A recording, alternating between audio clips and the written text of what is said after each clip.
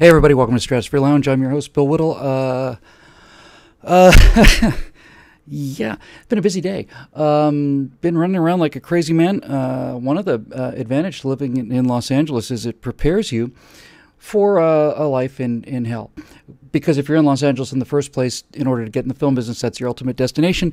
And the nice thing about LA is that LA is a sort of a form of purgatory, I would say, especially when it comes to the traffic. So somebody can probably guess at this point that your humble host was out there in the weeds and just basically flew into this chair. So this is episode 67, which is, as I said before, at episode 50 and 40 and all this, it's just absolutely shocking to me. Don't worry, you're not experiencing aneurysms. This is not a sign that you're having a brain attack. I am playing with my groovy hue lighting system, and I love it so. See, isn't that weird? I got a whole little disco thing here.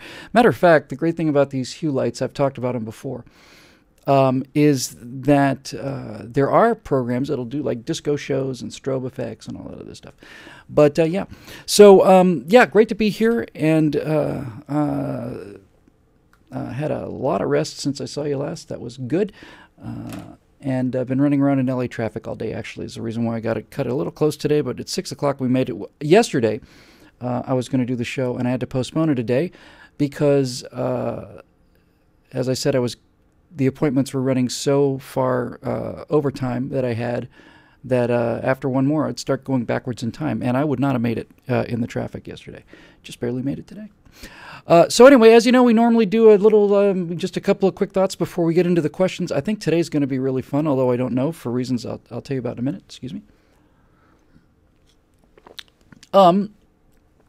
But you know, I've been teasing this whole business about big things coming and big changes coming, and I know it's frustrating to some people sometimes because every now and then I'll hear somebody back saying, "Keep talking about all these big changes and big things that are going to happen, and we never see them," and it's little frustrating. But I can tell you, I think probably by this time next week, we will have significant announcements to make. And I'm real happy about that. Real happy and excited about that. So that's good news. Something else, just very briefly, I actually genuinely try to stay out of these kind of comments, this kind of headspace, because bad things end up coming to people who live here mentally. You know, when you start believing your own press releases and stuff. But I have to tell you, late last night, probably around 2, I guess, in the morning. Not normally up this late. I'm trying to get more sleep, which is healthy and good for me. But I was up pretty late last night, and right around 2 o'clock, I started watching the upload of Stratosphere Lounge episode 60, which is the one that we did from the future. It was the episode that we did, excuse me, I have a little bit of a tickle cough, little acid reflux thing, I think. It's the episode that we did set, 26 years in the future in 2040 after the economic collapse. And it was broadcast for the Common Sense Resistance as broadcast by CSR Actual. So I watched that last night, and I hadn't seen it since I recorded it. I hadn't gone back and looked at it. I remember when we recorded that episode, the one in the hoodie, that when it was, I remember having a real good time doing it. It was cool doing it without the lights on. It was kind of cool doing it in the dark. It was cool doing it with a different outfit on. And it had kind of a pirate video look that I liked, and that was the original vision. My very first vision for the Common Sense Resistance was that kind of real stark lighting kind of thing. But I actually watched it last night. And like I said, I don't hope to live in this headspace, and I certainly try to avoid it as much as I can. But I have to tell you, I watched the thing last night, and I actually kind of scared myself. I actually did. I was really genuinely shocked at how cogent it was and how complete it was. How many things we did. I mean, the first 43 minutes of it is just the whole arcade thing. But I thought that was well put. But then there's an hour and 10 minutes of responses to really, really great questions from you guys. Questions that were in-character questions for the character, time-stamped appropriately, as if these were questions that were coming to the leader of the Common Sense Resistance 40 years from now, or whatever, in 2040. And I hadn't seen them, and I hadn't really prepared for them. And as I was reading, as I was watching that episode, I couldn't believe the quality of the answers. I don't mean that to sound arrogant. I just couldn't believe it. And I guess the takeaway from that is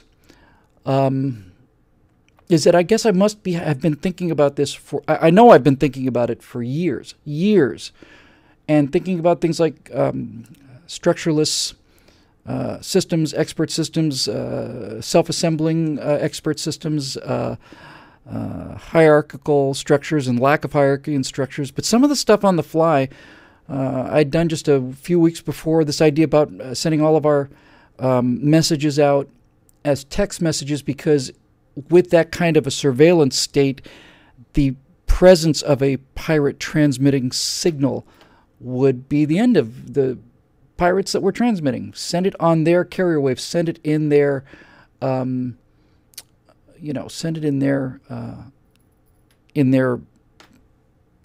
carrier.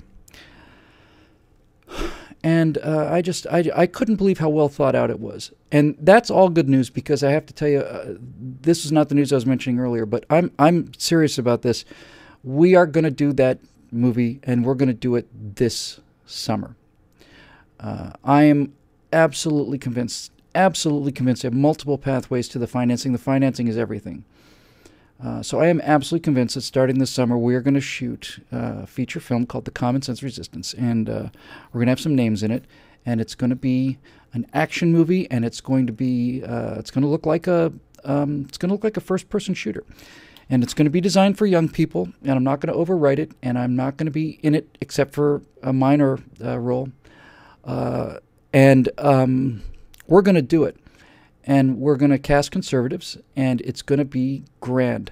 And I have been talking to you guys about the Common Sense Resistance for a long time as a real-world network.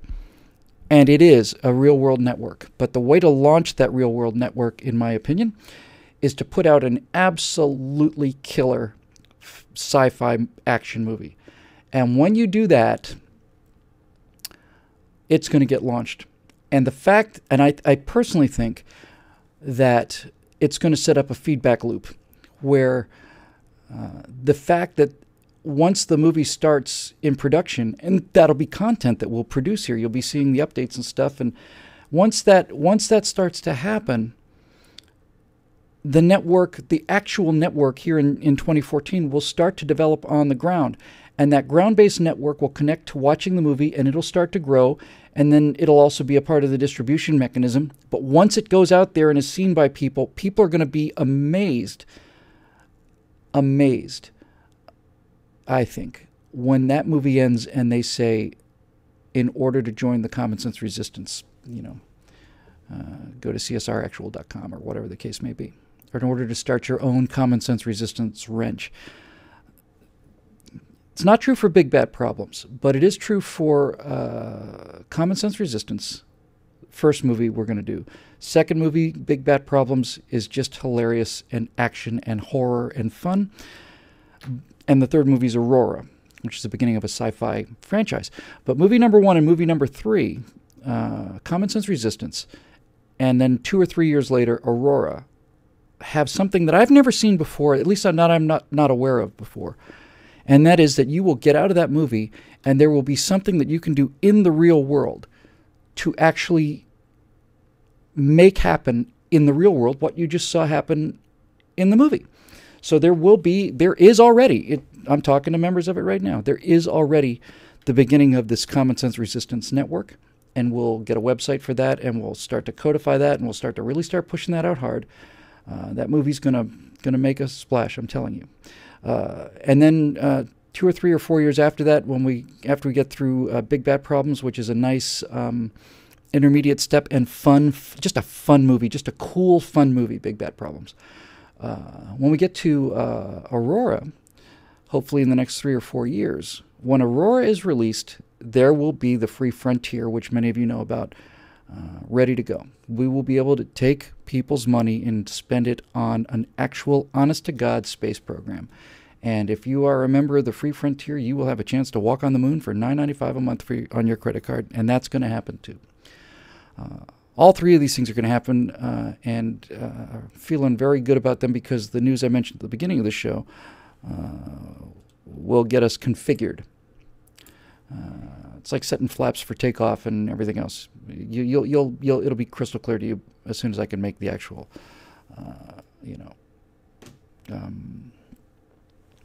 launch. But anyway, it's very exciting, and I just wanted you to know I watched it last night. I couldn't believe it. And so many people were mentioning that Glenn Beck has a movie studio. I had a chance to introduce Glenn Beck about 3 or 4 weeks ago now, and just one more little introductory comment before we get into our questions tonight. And this is 2 in a row. I really don't want you guys to worry about me getting a big head, because genuinely, I had a big head when I was in my 20s. I was an arrogant, obnoxious, complete D-bag and nearly lost all my friends. I feel fairly well inoculated against the problems of overactive ego to overcompensate for a sense of lack of self-worth. I think I've been through that particular patch of desert. So I'll say something else that sounds a little more arrogant than I certainly wanted to. I just don't know how else to describe it. We had Glenn Beck come out to L.A., and I had a chance to introduce him in front of the organization that doesn't exist. And before the introduction, I was sitting at the table scratching out my notes, which I usually do just before I go on. It's kind of a form of a dress rehearsal for me mentally. And I was at the same table as Glenn. I just walked over and said hi and shook his hand and went and sat down. And before I went up and did the introduction, he came over to me and just kind of crouched down besides where I was scratching out these notes. He just told me he was a big fan and had been watching the stuff and loved the work I was doing, thought it was smart and funny and cool, and I was just as happy as I could be. And then Glenn Beck got up. I did an introduction that was, people told me that's the best I've ever been live, which was important to me because I wanted to be very, very good that day. And then Glenn got up and did an hour. And this is the arrogant thought that sounds arrogant. I just don't know how else to describe it. I was watching Glenn Beck in the front row do an hour, and I said to myself, I've never seen anybody do anything to a room like this except for me, and this guy's better than I am, and I really want to be that good.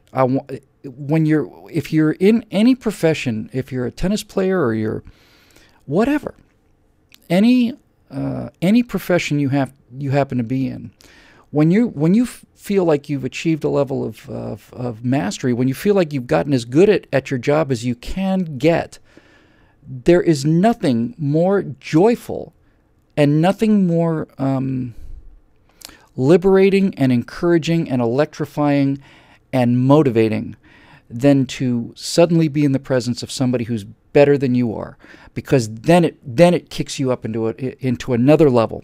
Certainly does if you're one of those K-selected type of people.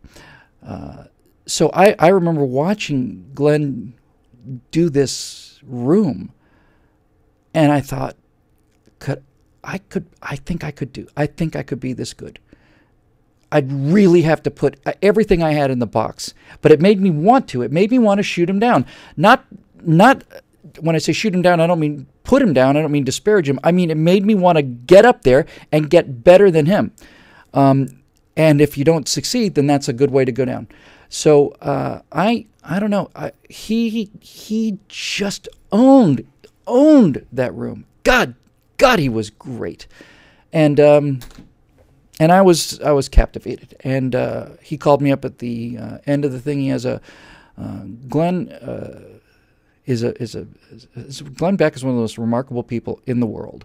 And Glenn Beck, as many of you know, was lying on the floor of his apartment crying. Apparently, he's an alcoholic and a failure.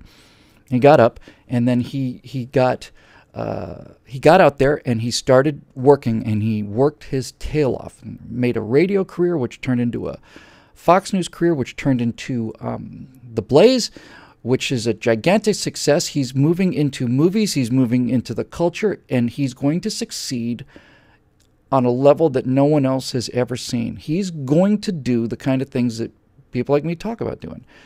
Glenn is a winner, and my introduction to him was all about failure. I introduced him, and I talked about nothing but failure. I said, America exists so that people can fail. That the pursuit of happiness was not the guarantee of happiness; it was the pursuit of happiness. And it's individual happiness. And in order to be happy individually, you have to try, and almost certainly you will fail the first time out. Excuse me. You might hear a little bit of that kind of choking, a little bit, get a little tiny little tickle cough. So I talked about failure. I talked about the power of failure. And I talked about how people who are fit and who compete enjoy failure. They don't enjoy it. No one's like, hey, I'm going out to fail today. No one has a business plan to lose money. MSNBC. But other than that, and he succeeds. So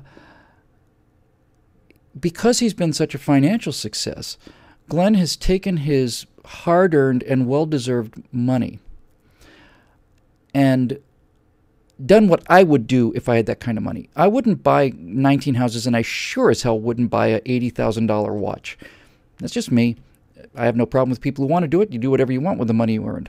But what Glenn did was he went out and bought history. He bought a lot of history. He has the microphone from Tokyo Rose. He has the cane that D.W. Griffith used to have. He has all these things. And when it was over, he said, okay, he literally had a woman curator and a table with all of these props. He had the original business plan for Disneyland, the original one that Walt Disney wrote in his own hand. He has all of these pieces of history and the story behind those pieces of history. And he tells that story so compellingly. It just blew me away.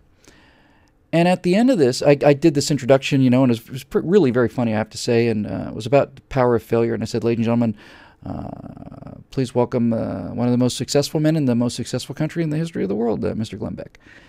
And he came up there and said, I said, we're all going to be working for him someday. So let's have a big welcome for our friend Glenn Beck. And Glenn got up there and he said, you all will be working for me someday, except for one of you.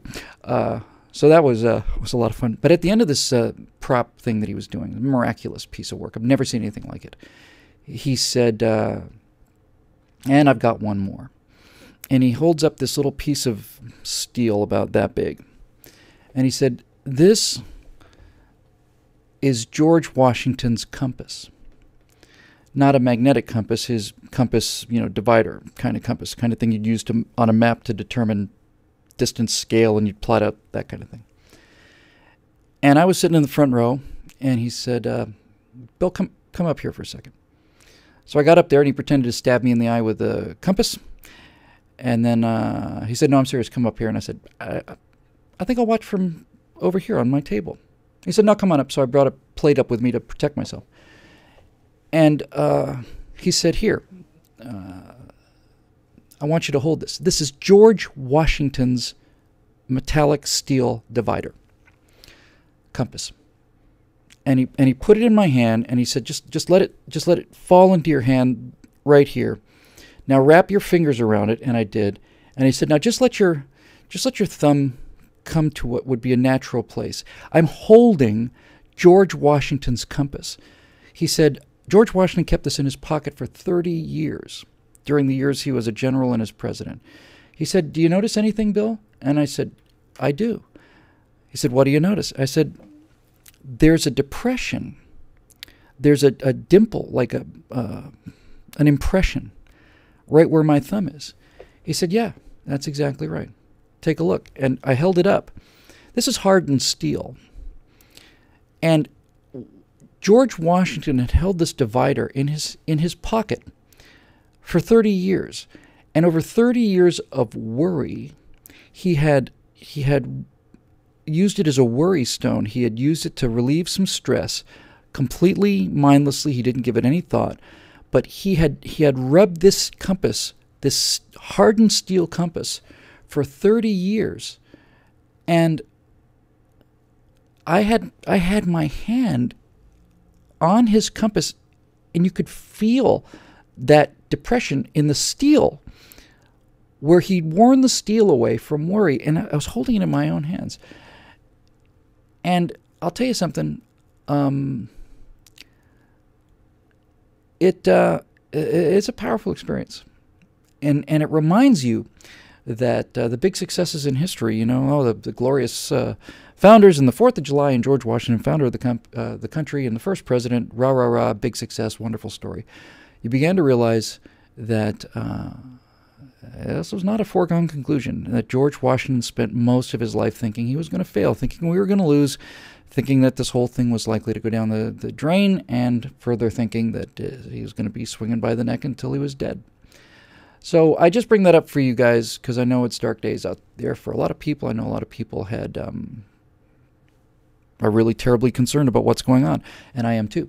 George Washington wore a giant depression into a steel compass, and he won because he didn't give up. So that's a little message for all of us out there today. Anyway, so good things, really good things are happening, and I think I'll be able to make an actual announcement about some of these things by next time. So here we go. This, as you probably know, is episode 67 of the Stratosphere Lounge, and at 28 minutes into it, that's a little longer than I would like to have gone, we are going to do the Nerds, Geeks, Dork edition of the Stratosphere Lounge. As I said, not going to take any questions that are not nerdy, dorky, or geeky. We'll burn the negatives afterwards, so there's no evidence that I actually know what I know or don't know about these things.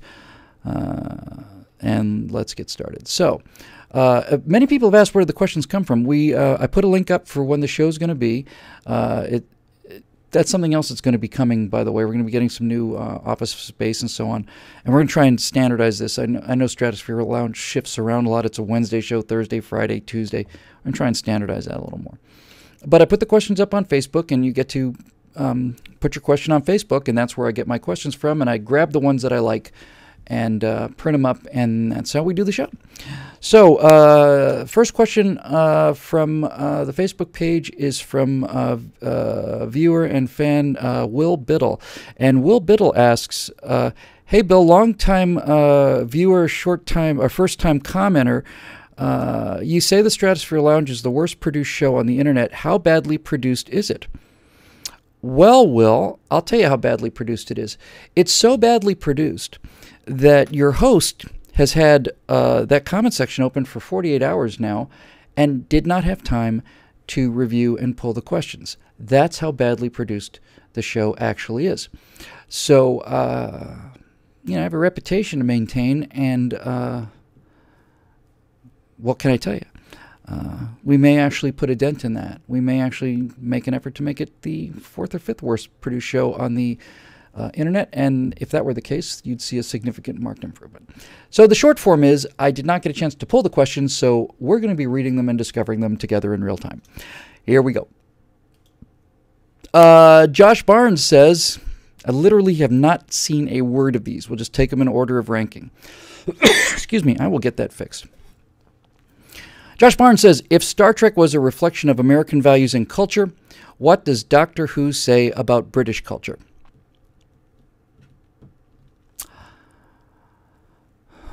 Well, my first response would be that American culture is about getting into a ship, a vessel, called Enterprise, which means commerce, and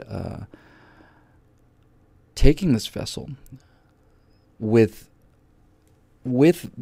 all of America aboard. Because as I've said on my absolutely favorite Afterburner, it's not my best work by a mile, but it is certainly my favorite work. On the Star Trek Afterburner, I basically said Gene Roddenberry, when he was developing Star Trek, said what he was selling was, he told the networks he was selling a wagon train to the stars, that it was going to be a Western in space. But what he sold them, certainly on the first pilot, The Cage, was something very different. He was actually interested in selling them a space version of the Horatio Hornblower novels, which had such a profound effect on him as a boy.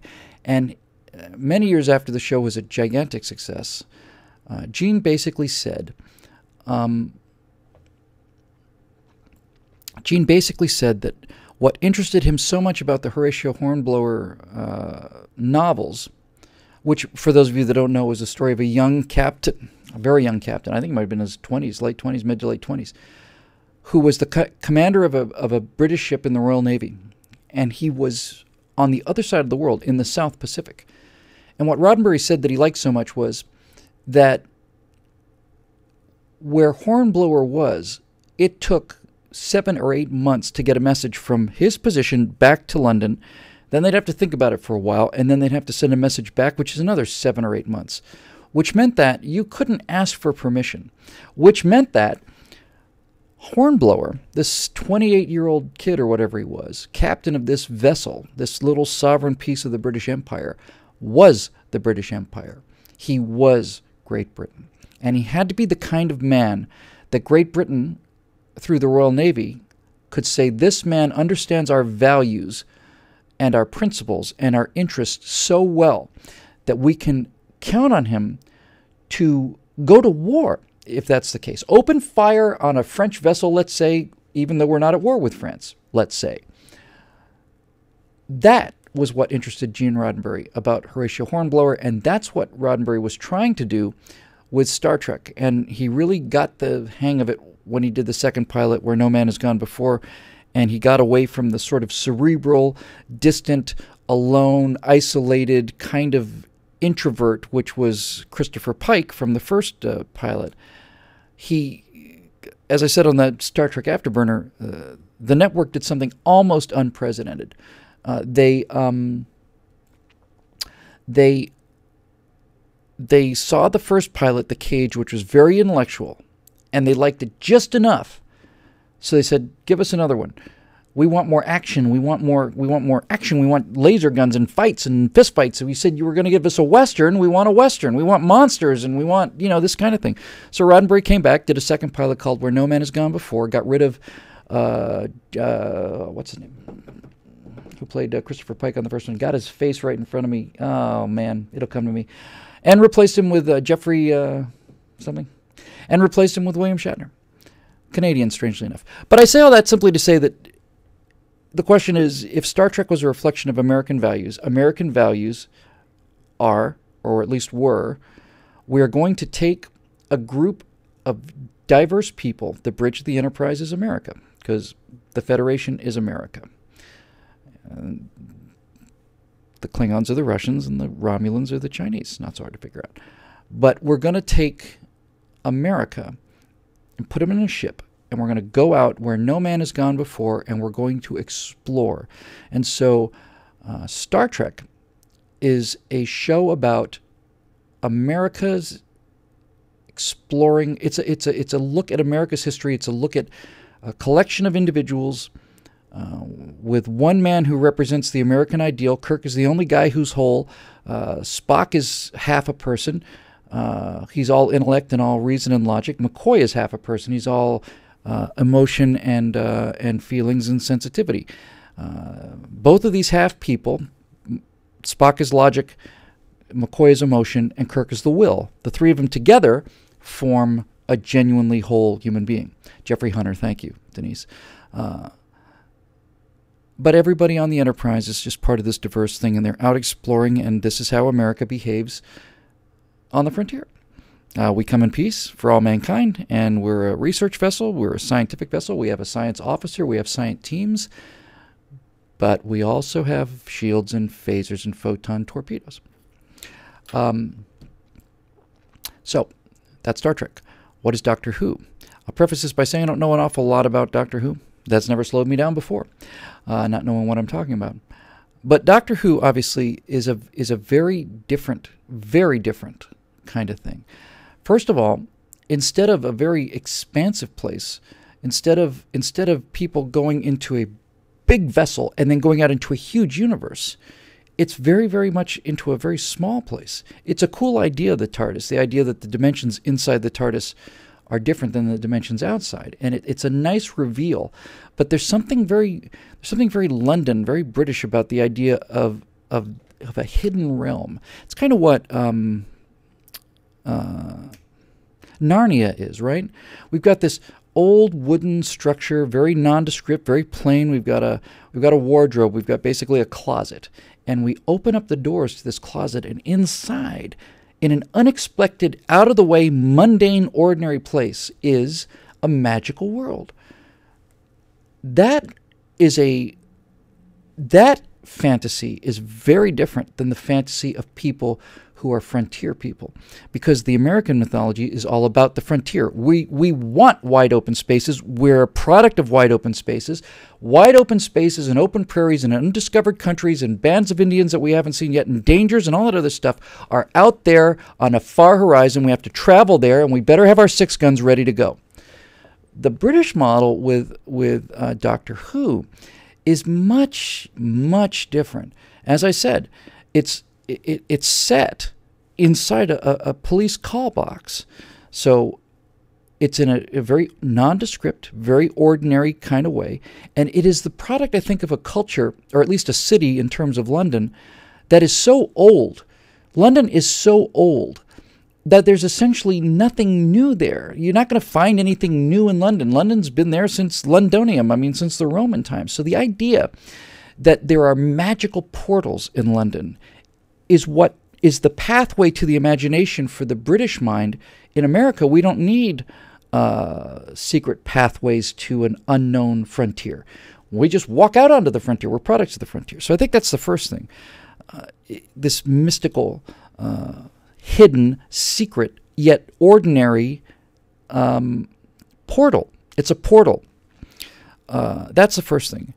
I think the second thing about Doctor Who is there is a sense of aristocracy and royalty in Doctor Who that certainly doesn't exist in Star Trek. Captain Kirk is a kid from a farm in Iowa, and Doctor Who is an immortal Time Lord who is really a god. He's a kind of a god. He's certainly a demigod. And I think you can make a pretty interesting comparison of British and American values there as well. The captain of the Enterprise is a regular citizen from a farm in Iowa. And the person who's doing all the exploring and all the action and everything in the British story is, in fact, an aristocrat. Now, he may dress very plainly. He may just have a scarf around his neck, and like Tom Baker, and he may be odd and different and so on. And the TARDIS is kind of ordinary looking, but he is a lord, right? He's a Time Lord. Isn't that what he's called? Again, I'm not a huge Doctor Who fan, but he's a Time Lord. He's a lord. He's an aristocrat. He's nobility. Governor, how's it going, right? He's noble. I find that I've never had any of these thoughts, by the way. It's kind of coming to me on the fly, which is a nice thing about the show. But that does strike me as a fundamental difference between these two things. One is very democratic and very common man, and Doctor Who he's the king. He's a lord. He's different. That's probably where I'm going with this. I couldn't quite get my handle on it. That's the difference. If you are watching Doctor Who as a Brit, you are watching the adventures of a supernatural, aristocratic lord. He's a Time Lord. He's not like you. You can't be Doctor Who. You can hang with Doctor Who, but you can't be him. You can't become him. He is an aristocrat, and you ain't. But on Star Trek, Kirk, McCoy, all these guys are regular people. They're Kirk. I keep coming back to it because it's such an important point. Kirk is a farm kid from Iowa who has godlike powers through his technology. So Kirk and Doctor Who are both these. When I say action figures, I don't mean in the punching sense. I mean, their will and their decisions have consequences on the fate of the universe. But Kirk gets there through merit and hard work. One of the things I did not like about the Star Trek reboot, I have to tell you, when the first Star Trek reboot came out, the first one, not Into Darkness, the first Star Trek reboot, I was expecting to hate it because the trailer did nothing but show Kirk as a rebellious kid, and he's on a motorcycle, and, I'm not going to study, and I'm just, and it just drove me nuts that this idea, that this rebelliousness, like all you have to do is have a swag attitude, and you're going to get to be captain of the Enterprise, that really, really made me angry. As it turns out, when I saw the first movie, the only 3 minutes of the first movie that I didn't like that were in the movie were the 3 minutes they managed to assemble into the trailer. And in the Star Trek reboot, they make a compelling case. A fascinating case, in fact, because they had to make Kirk more action-oriented, more rebellious for the younger crowd. And they basically said the reason that this Kirk in the reboot is not the same as the Kirk that you saw in the original series was because his father was killed in this universe, and in the other universe, this original series universe, George Kirk wasn't killed. The reason I bring this up is because Kirk in the original series was described as a stack of books with legs. Kirk was described as a kid who worked his tail off. And you can kind of make the same case for the Chris Pine character, although he more like fought his tail off. But nevertheless, individual merit brings you out of obscurity and into the command chair. In the British version, there's no amount of work that you're ever going to do that's going to make you a Time Lord. In the British version, the aristocracy and the power is baked into you at birth. You are a lord. You're lord. I'm a commoner. And I think that's a very subtle thing that not many people have really thought about. But if you ask the question of what's the reflection about the two characters and cultures, I would say that would be the primary thing. I never really liked Doctor Who. I just didn't. I saw it when I was young, and I thought the monsters were appalling. And the Daleks, I had little model Daleks. I thought the Daleks were somewhat interesting, but then I thought, do we really want to have a villain that's defeated by a 2-inch stair? Anyway. So, Josh, it's a great question, and that's what I think is the difference between Doctor Who and Star Trek in terms of British and American cultures. Moving on, Jacob Belchak says, if you could have one original prop from a movie, such as the hat of Indiana Jones, what would it be and why? Gosh, that's a great question. There's no question about it, though, because, again, I normally don't get a chance to think about these questions. I at least copy and paste them, and then we do the show. These I haven't even read before. So I'll go with my first impulse, and then the second I realized it, it's like, there's no question. I would have Kirk's chair. Without question, Kirk's actual chair would be the prop I would have more than anything. Now, many of you know they've come out with a replica chair that they had, they were pushing pretty hard a couple years ago. It's like $5,000. And when I have $5,000 free, I'm getting that damn chair. I love that chair. I mentioned earlier that we did the Star Trek Afterburner, which I loved.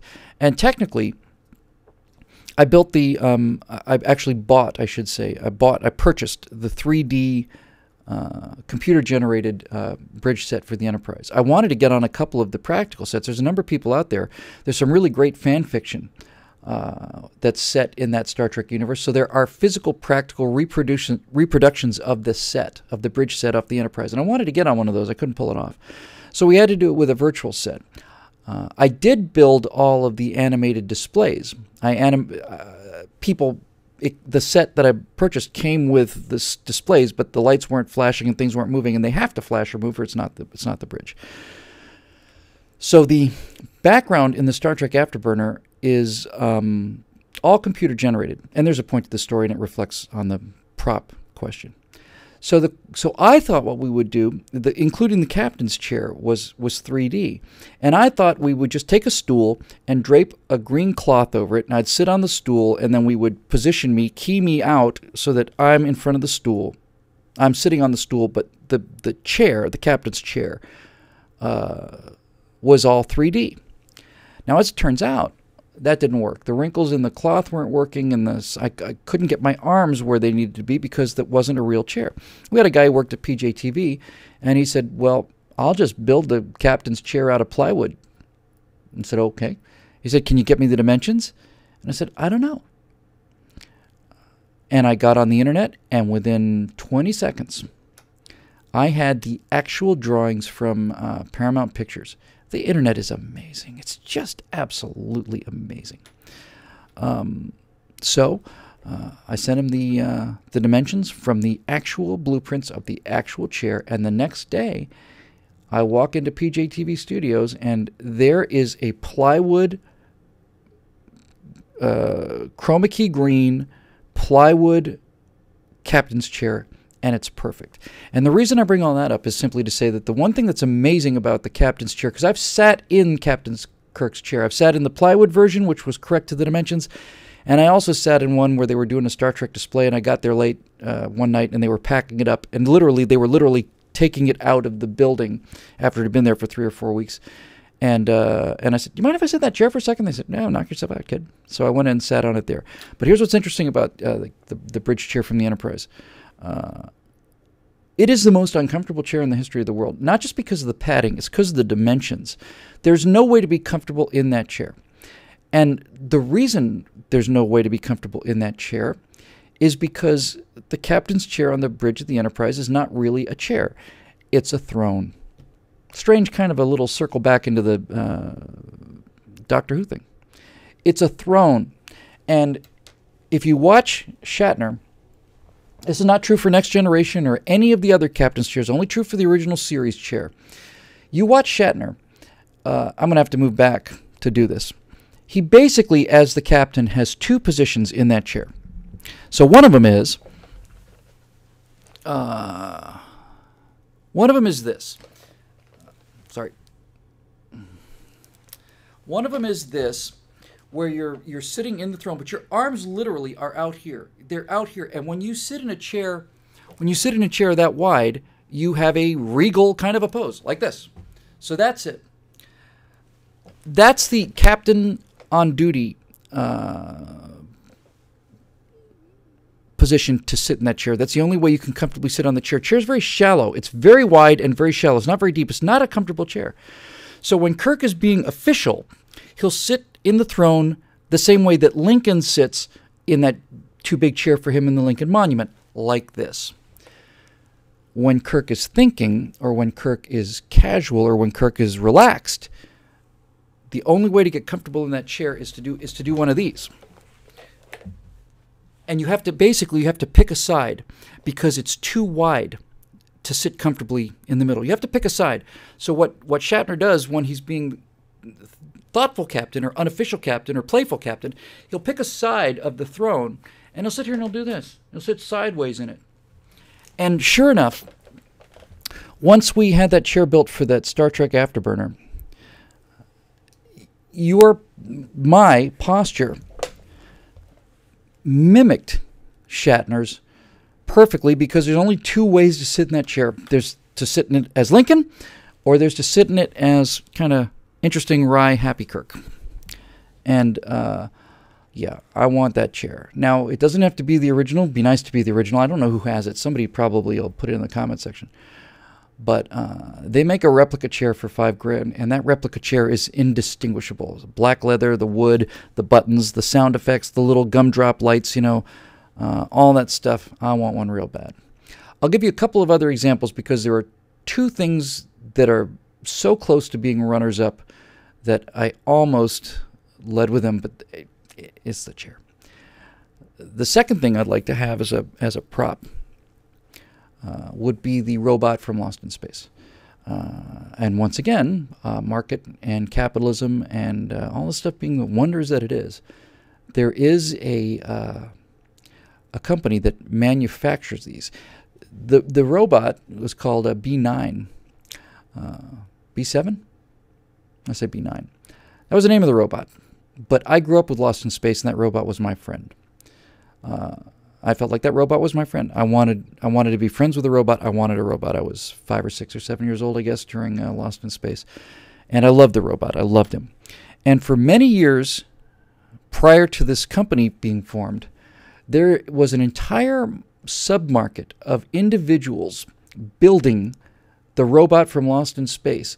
And just like in the experimental aviation market, which I've also been involved with, people were producing like subsystems. So one guy would basically make the bubble, and he'd blow a plexiglass bubble off a mold for himself, and then he realized, well, hell, I'll make a bunch. So he would sell the bubble. And if you were working on your own version of your own robot, you might buy the bubble from this guy. And some other guy's making the hooks, and other guy's got a supply of the little, accordion arms. And one guy would put together, the vocal thing for the robot.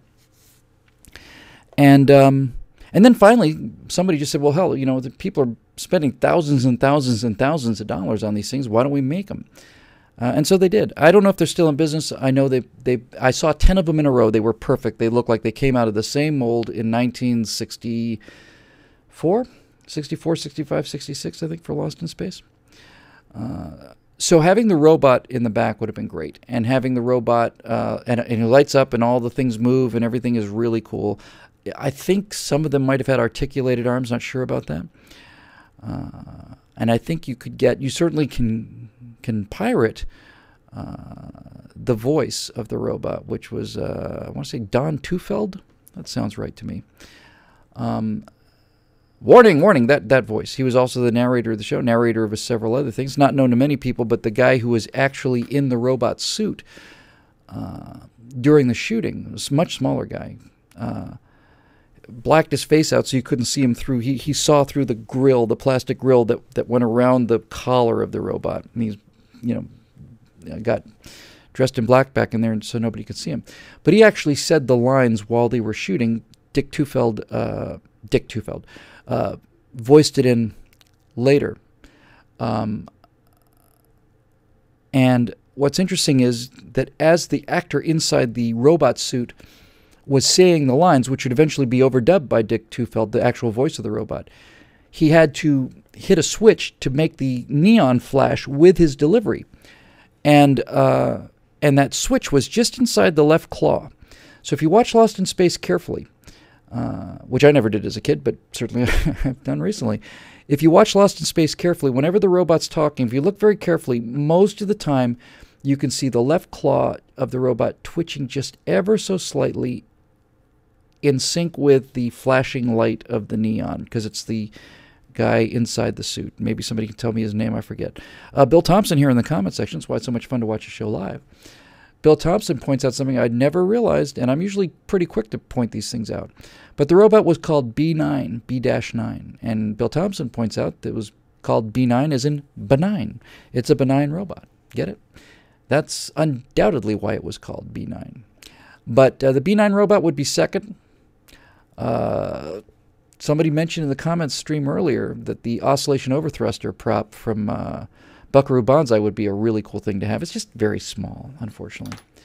There's the same company, or I think it's the same company that produced the B9 robot. Also produces Robbie the robot from Forbidden Planet. And frankly, if I find myself with a lot of money, which is a distinct possibility, my office would be consisting of that aerospace furniture that I put up on my Facebook page. If you go into photos on my Facebook page, there's a company that makes furniture out of engine nacelles and polished aluminum and pieces of wings and spars. That'd be the furniture. In one corner would be Robbie the robot, all lit up with the blue. In the other corner would be the B9 robot from Lost in Space, all lit up with the red, orange. And in the middle would be Captain Kirk's chair.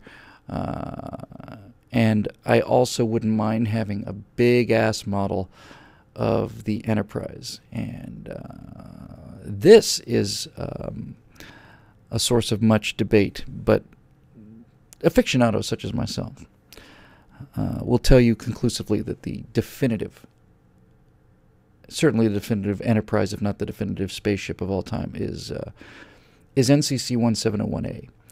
It's the redesign of the original Constitution class into the Enterprise class that appeared in Star Trek: The Motion Picture and was throughout all of the original series movies.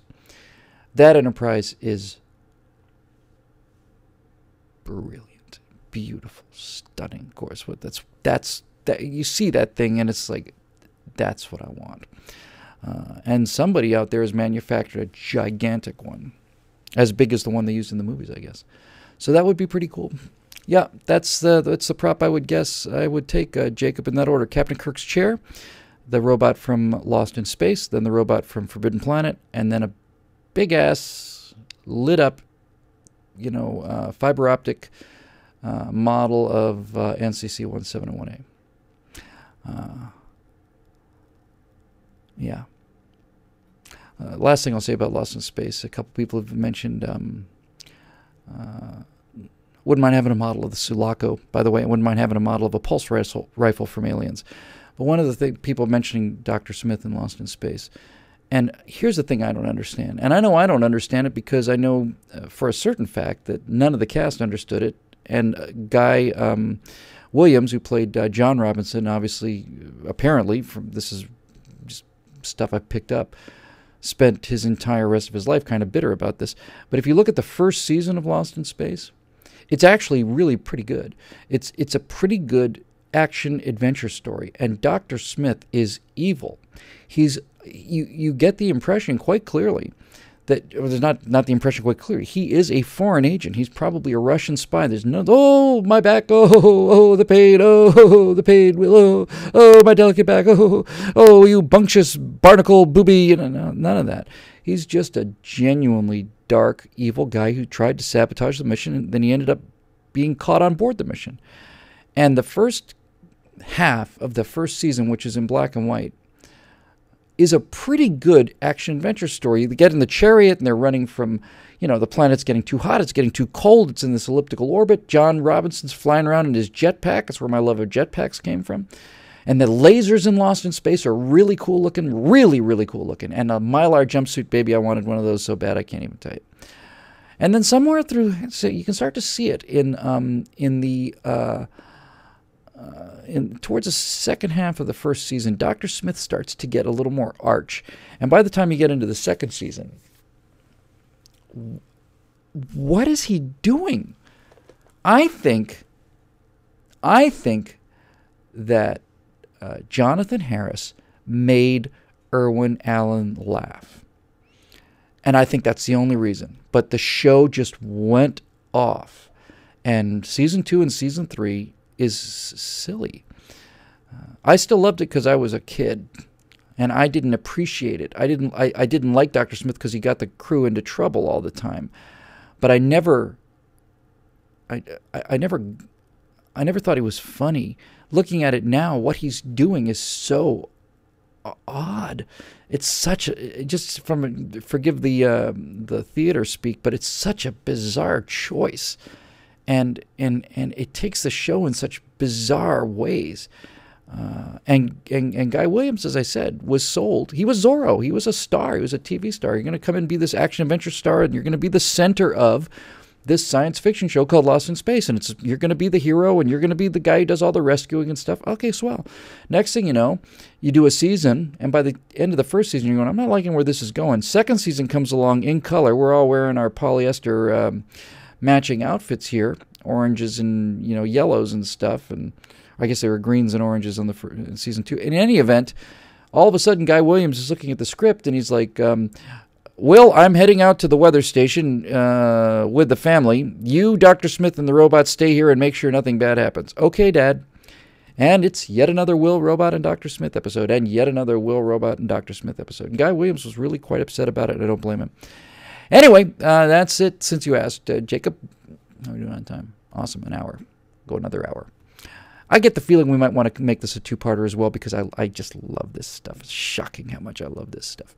All right, so the next highest rated question comes from Chris Taylor, and he says, imagine that space aliens show up at Earth. Done. They have completely alien physiology, squids or robots or swarms or cybernetic insects or some such. Apparently it's not a guy in a reptile suit. But a recognizably classic liberal, as in pro-liberty and Christian or Jewish culture. This is an interesting question so far. Upon arrival, they begin attacking communist countries, revealing that they have been in a centuries-long war of extinction with an interstellar communist workers of the universe Soviet, and Earth is now a third world in their conflict, and they need to eliminate the Reds before they can be resupplied. Would you side with the aliens who think like you or with the human commies? God, that's a great question. What would your response change if they attacked Muslim countries instead? Are you depressed a bit that you had to wonder if Obama's America counts as a commie country now? We'll take the last question first. Yes. Who would I side with? That's Chris. Chris. Excellent question. Jay Ferguson answered on the Facebook page what I was thinking as I was reading the question before I read his answer. I would side, I think, with the aliens, so long as they weren't talking about exterminating these people. I'm talking about military defeat of their warrior class, then I would side with freedom, for the reasons that Jay Ferguson said and the reasons that came to me pretty clearly reading the question. I think America is an idea. I think America is an idea, and I think that we look at people as individuals. And so I would treat those aliens as other freedom-loving individuals. And if they're fighting tyranny, then I'm with them. A couple of episodes ago, or maybe 2 episodes ago, or maybe it was even last episode, I don't even remember. But I said, my theory of people and my theory of philosophy is that I am sympathetic, not just sympathetic, I hold these ideas of liberty and freedom and responsibility and all these other things in religious awe. And I would rather be the only white person in an America of 320 million black people if they all felt the same way about liberty that I do. I'd much prefer that America than being surrounded by nothing but white liberals or communists or socialists or so on. Much prefer it. I don't see people as black people or white people or gay people. I look at them as individuals. What do you mean as an individual? How are you a good person, bad person? What do you believe? I look at people individually. So I would have to take that attitude here as well, I think. I would side with the people that are freedom because it's a value system. And my value system is coherent and it's thought out. Would I change my response if they attacked Muslim countries instead? Look, I don't want them. I don't want to see any kind of extermination of any kind of people on this country for whatever on this planet rather, for any kind of belief at all. I don't want to see. If somebody said to me, "You had the power to, these people are going to come in, they're just going to destroy communism in the world," I'd say, well, as long as we're talking about destroying the idea of communism, I'm 100% behind it. But if they're talking about putting people up against the wall and shooting them, then no, and then I would resist them. It's a fundamental, pardon the expression, humanity. We talked about this in the CSR episode that I was watching last night. One of the questions in the CSR episode was, you're a resistance movement. What do you do with prisoners? Hadn't given that any thought at all. But since we're a resistance movement in the common sense resistance of the future, for 25, 30 years from now, we don't have prisons. We can't take them with us.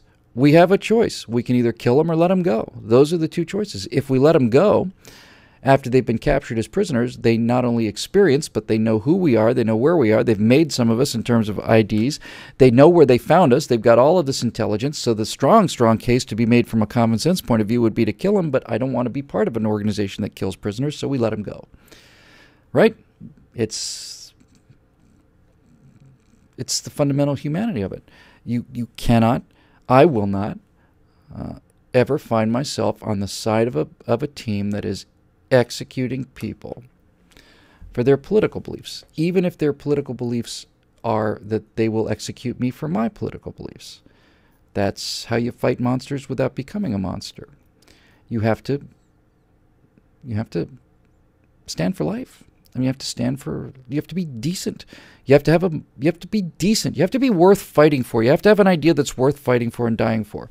And there's no possible world that I can see where the survival of my belief system and political and military victory means the extermination of unarmed people. Taking out their warriors in a firefight is a whole different animal. I'm 100% behind that. But just murdering people because they're communists or jihadists or whatever? No.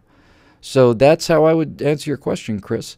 If aliens come to Earth and they're fighting intergalactic communism, I'm on their side, and I'll go with them in their spaceship and fight intergalactic communists on battlefields all across this fine galaxy of ours, as long as we're fighting warriors in a stand-up, honorable war. But I'm not gonna be any party to execution of people who disagree with me politically. And if they were coming to exterminate people, even if they were the enemies of freedom, then I'd resist them. It seems to be coherent to me. It makes sense to me morally, and it feels right to me. And that's the difference between us and them. It's not lost on me that it's the socialists who are the ones who line up people and shoot them in the back of the head. National Socialists in Germany killed 20 million people. The communists in Russia starved 30 million to death, executed at least millions more. The Great Leap Forward and all of this other stuff, all these communists, they murder people. That's what they do. They murder people. The state is all powerful. The individual doesn't matter. Yeah, those people can go to hell. But I'm not gonna do to them what they want to do to me. And that makes this fight a lot harder, by the way. I'll fight their warriors, and if their warriors fight honorably, then we'll accept an honorable terms of warfare, as was the case, generally speaking, between the Americans and the Germans in the European theater. Not the case with SS regiments. The SS regiments gunned down American prisoners and therefore were treated differently than general run-of-the-mill Wehrmacht units.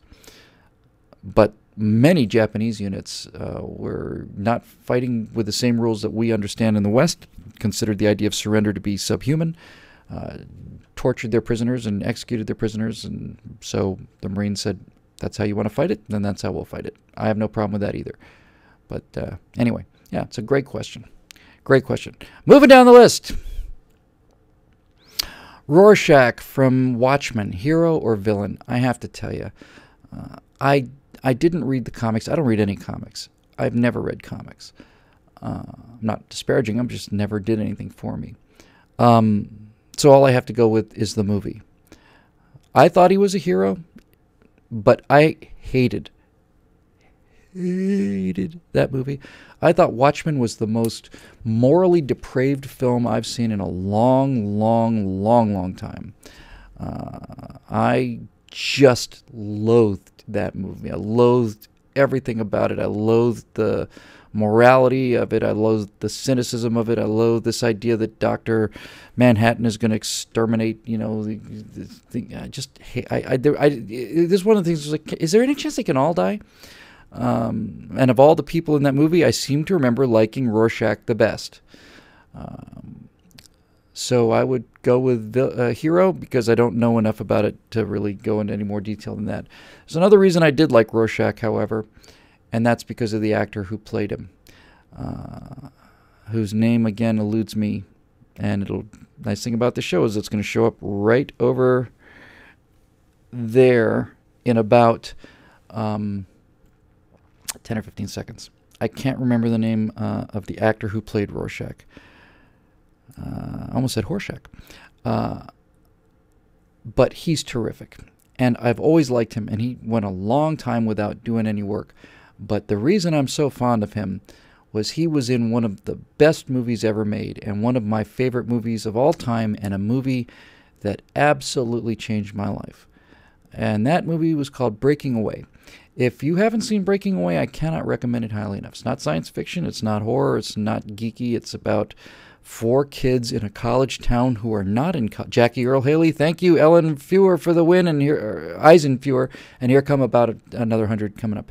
Jackie Earle Haley was in Breaking Away, and Breaking Away is one of the most amazing, lovely, funny, wonderful movies I've ever seen. The reason it changed my life was because Breaking Away was the first movie I saw right as I started deciding I was going to try and make movies for a living. I was in the late teens, early 20s, around in that neighborhood, 22, 23, in that general ballpark. Breaking Away, I think, was 1979. That would have made me a freshman in college. Breaking Away was the first movie I saw that made me realize that I could make movies that weren't about space and stuff and still enjoy making them. Breaking Away was a story of four, as I say, of four college-age kids in a college town, the University of Illinois, I want to say. They were called Cutters because they were son of the stone cutters, who were the people who lived in the town in Indiana. Sorry, not Illinois. Indiana, in Bloomington. And it's just the sweetest story ever. It really focuses around Dennis Christopher, who is an all-American kid who wants to be a bike racer, bicyclist. And he becomes enamored with the Italians because of their love of bicycles. And Team Cinzano comes to town, and he adopts this whole Italian identity. And Dad, who's played by Paul Dooley, who is Paul Dooley in Breaking Away is one of the greatest performances of all time ever. It's fantastic. Paul Dooley and Mom, Barbara Billingsley, she was great in that movie. Really starting to worry about this kid. And he runs into this beautiful girl, and she hears him speaking Italian, and he decides he's too chicken to tell her the truth. So she thinks he's an Italian exchange student. He has to keep this lie up. Whole thing ends with a giant bicycle race against the college team at the University of Indiana. And God, it is a sweet, funny, grand little movie. And the four boys, coming of age movie, the four teenage boys are Jackie Earle Haley, Dennis Christopher, who just evaporated. I don't know what happened to him. Daniel Stern, who went on to be the voice in The Wonder Years and was the guy in the Home Alone movies, the tall guy opposite Joe Pesci. And finally, the first film ever out of the gate for Dennis Quaid, who played a young athlete. Dennis Quaid is one of my favorite actors. Love Dennis Quaid in The Right Stuff, especially. But, God, it's a terrific film. Can't recommend it highly enough.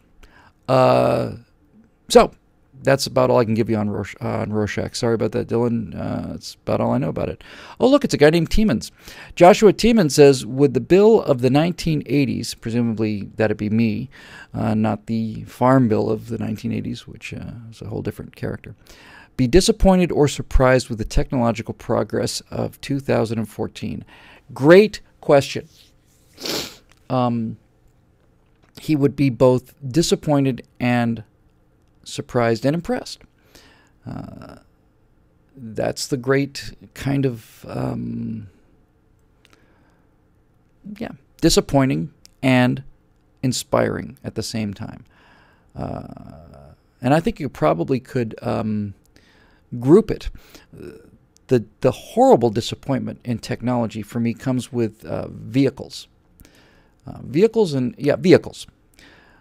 I am brutally disappointed in the progress of vehicles. When I was an 18-year-old kid, or a 7-year-old kid for that matter, I thought I was going to have a jetpack. I really did. I thought I was going to have a flying car. I thought we were going to have nuclear-powered cars. I saw the Disney animations and the Sid Mead drawings that are on the artwork that's on the back of the wall behind me right now. Nuclear-powered cars doing 200 miles an hour down perfect freeways that are perfectly maintained. Everything's clean. Everything works.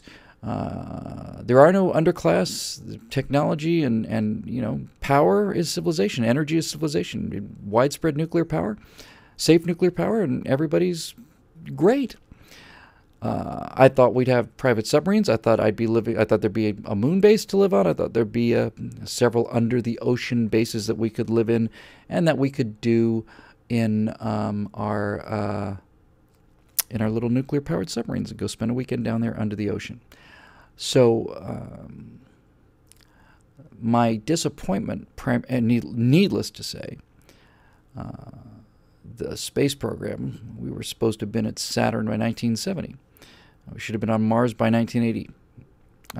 So dead and drop the ball situation as far as space flight is concerned, and aviation. By the way, the 707. Somebody's going to tell me I'm probably off about this but if I'm off by a year. I think the Boeing 707 is as old as I am. I think it really kind of hit the mainstream in 1959. The Boeing 707 was the first modern jetliner.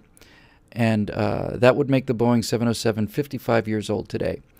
And if you get on a plane today from LAX and you fly from LAX to John F. Kennedy, you will go as fast today as you went in the Boeing 707. We have not gained 10 miles an hour in terms of commercial aviation. Purists among you will probably say maybe we picked up 20 knots or something. But basically, 55 years ago, the Boeing 707 came along and people went from one place in America to another at about 550 miles per hour over the ground, round numbers. And that's exactly how fast we go today. So, really surprised me. I've said this before on the show. I remember my dad, right around 1970 when they killed the American SST, my dad said, you're either moving forward or you're moving backwards. Everybody's saying the 707 was in 1958. They gave it a year to get it going before it was rated to carry me. But when they killed the SST, the Boeing SST, which was infinitely better airplane than the Concorde or the Tu-144, my dad said to me, he said, you either move forward or you're moving backwards. If we're not moving forward, then we're starting to slide. That was 1970, I want to say, around in there. And I remember at the time going, that can't be good. It was the first kind of opening moment of my life where my eyes opened up and went, things are a little off the rails here compared to what I thought we were going to get in the World Fair of 1964. So in terms of vehicles, horrible disappointment. Now, in terms of this stuff, no one saw this coming. Well, not no one. Stanley Kubrick and Arthur C. Clarke saw it coming. Other than that, no one saw it coming, and they didn't see the internet. There, without question, the most influential film. It's not my favorite film. It's one of my 3 favorite films, but without question, most influential film in my life was 2001: A Space Odyssey. And one of the things that's interesting, excuse me, about 2001: A Space Odyssey is the graphics, the computer graphics in 2001: A Space Odyssey. They're terrific. You watch 2001: A Space Odyssey today, the graphics in that, the computer graphics in 2001 hold up perfectly in 2014. They hold up magnificently. They are brilliant. The reason the computer graphics in 2001: A Space Odyssey, which was made in 1968, are so good is because they weren't done by a computer. They were hand-drawn by animators based on what Arthur Clarke and Stanley Kubrick and, of course, the art directors and so on 2001 anticipated it to look like. But if you look at those diagrams, and I pay close attention to those things, because I've seen that movie 30 times, just look at, because, on the HAL panel, there's 8 screens. You've got 4 and 4. Just, if you've seen the movie enough so that you can get away from the plot, and frankly, folks, you can walk away from that plot for a half hour and not miss anything. You look at what's going on in each one of these individual screens, and it is profoundly good. Engineers all over that thing, the curves, the values, the data, the orbits, the numbers, it's terrific. Each one of the screens has a 3-letter identifier, so hibernation will be HIB, navigation will be NAV, HAL would be HAL, orbit, whatever. All of the little abbreviations made sense. And they were brilliant. And that docking sequence in the opening, when you've got that series of smaller concentric circles, and as you're starting to line it up, this thing starts to this cone, which is off centered, and as they start to get into the axis, the docking axis, the cone starts moving and starts doing this. This stuff is so far ahead of its time, nobody knew what to do with it. It was so good. I used to draw this with little protractors just because it was just so cool. So the graphics and the navigation graphics in 2001 were brilliant, because they were hand-drawn with the input from engineers. Many years later, 87, I guess, I want to say, somewhere in that ballpark. So roughly 20 years after 2001: A Space Odyssey is made, they make 2010. which is the sequel to 2001: A Space Odyssey. We're 20 years further along in technology, and if you look at the graphics in 2010, they are laugh-out-loud hilarious. Because in 2010, which was made in the 80s, they used actual computers to do computer graphics. But the computer graphics in 1987 were so bloody primitive that, it's just awful. The art design, and I'm just going to run with this for a second. The art design in look at the difference. You look at 2001 and look at 2010. Again, 20 years later is so much worse in every way. The story's much worse. Everything's much worse, but in subtle ways.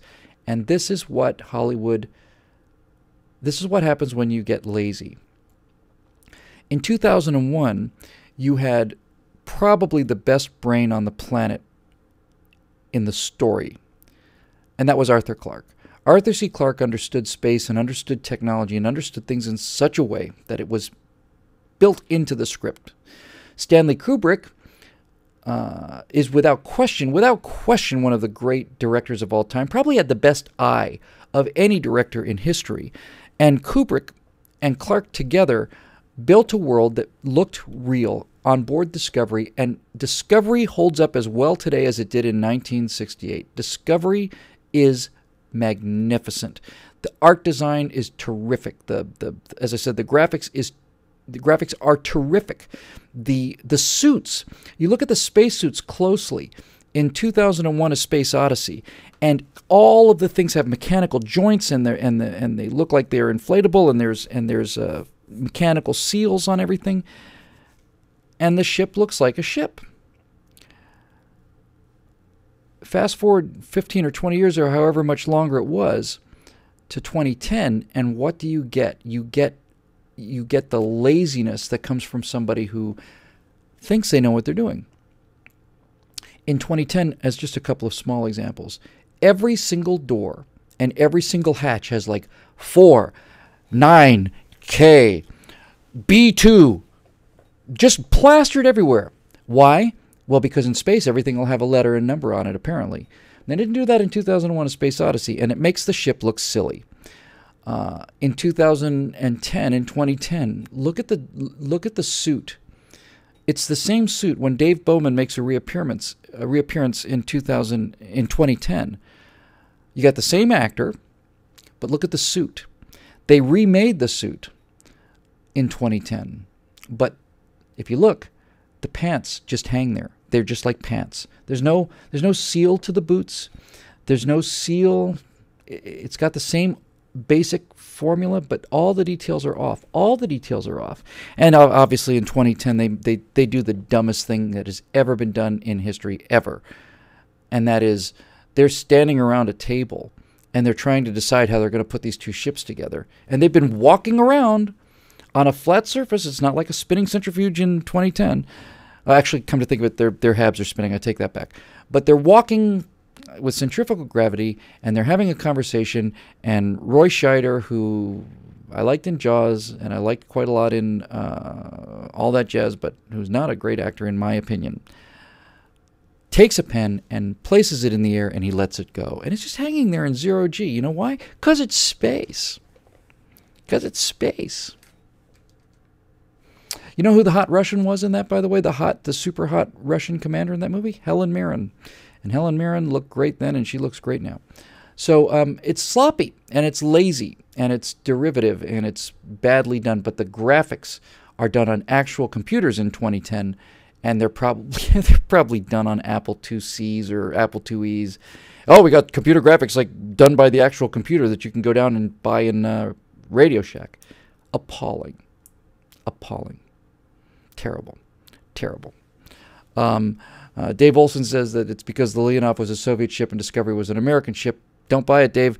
You look at the spacesuit, that's an American suit. They didn't make it right in the remake. And if you look at what they did to Discovery when they get on board Discovery in 2010, they globbed up Discovery too. They put on all kinds of, numbers and stuff that wasn't there before. They cheated a little bit on a bunch of other, it's just laziness. So anyway, I don't know why I went off on that, but that's what you get when you get this Stratosphere Lounge. So I would be disappointed by the vehicles, very impressed by the technology. The reason I brought up 2001 in the first place is At the very, very first scene in 2001, in the ship, which is, you're damn near an hour into the movie, probably more than an hour into the movie by the time you get on Discovery. You've got Frank Poole and Dave Bowman sitting there eating dinner, and they both have iPads. It's just that simple. They both got iPads. It was done with projecting film onto it wasn't a real iPad. They faked it. But they both got iPads. They've got these portable, movable, flat panel displays that they're both watching TV on, and they're doing their work on it.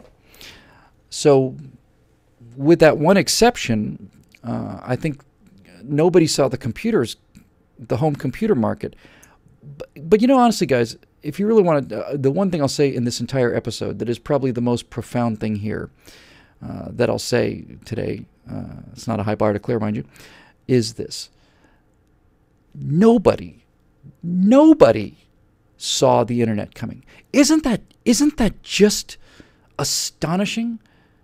Isn't it just astonishing that nobody saw the internet? No one, not a science fiction writer that I'm aware of, saw the internet. The closest you're going to get to that is going to be William Gibson and his, Burning Chrome and Count Zero and the whole cyber thing.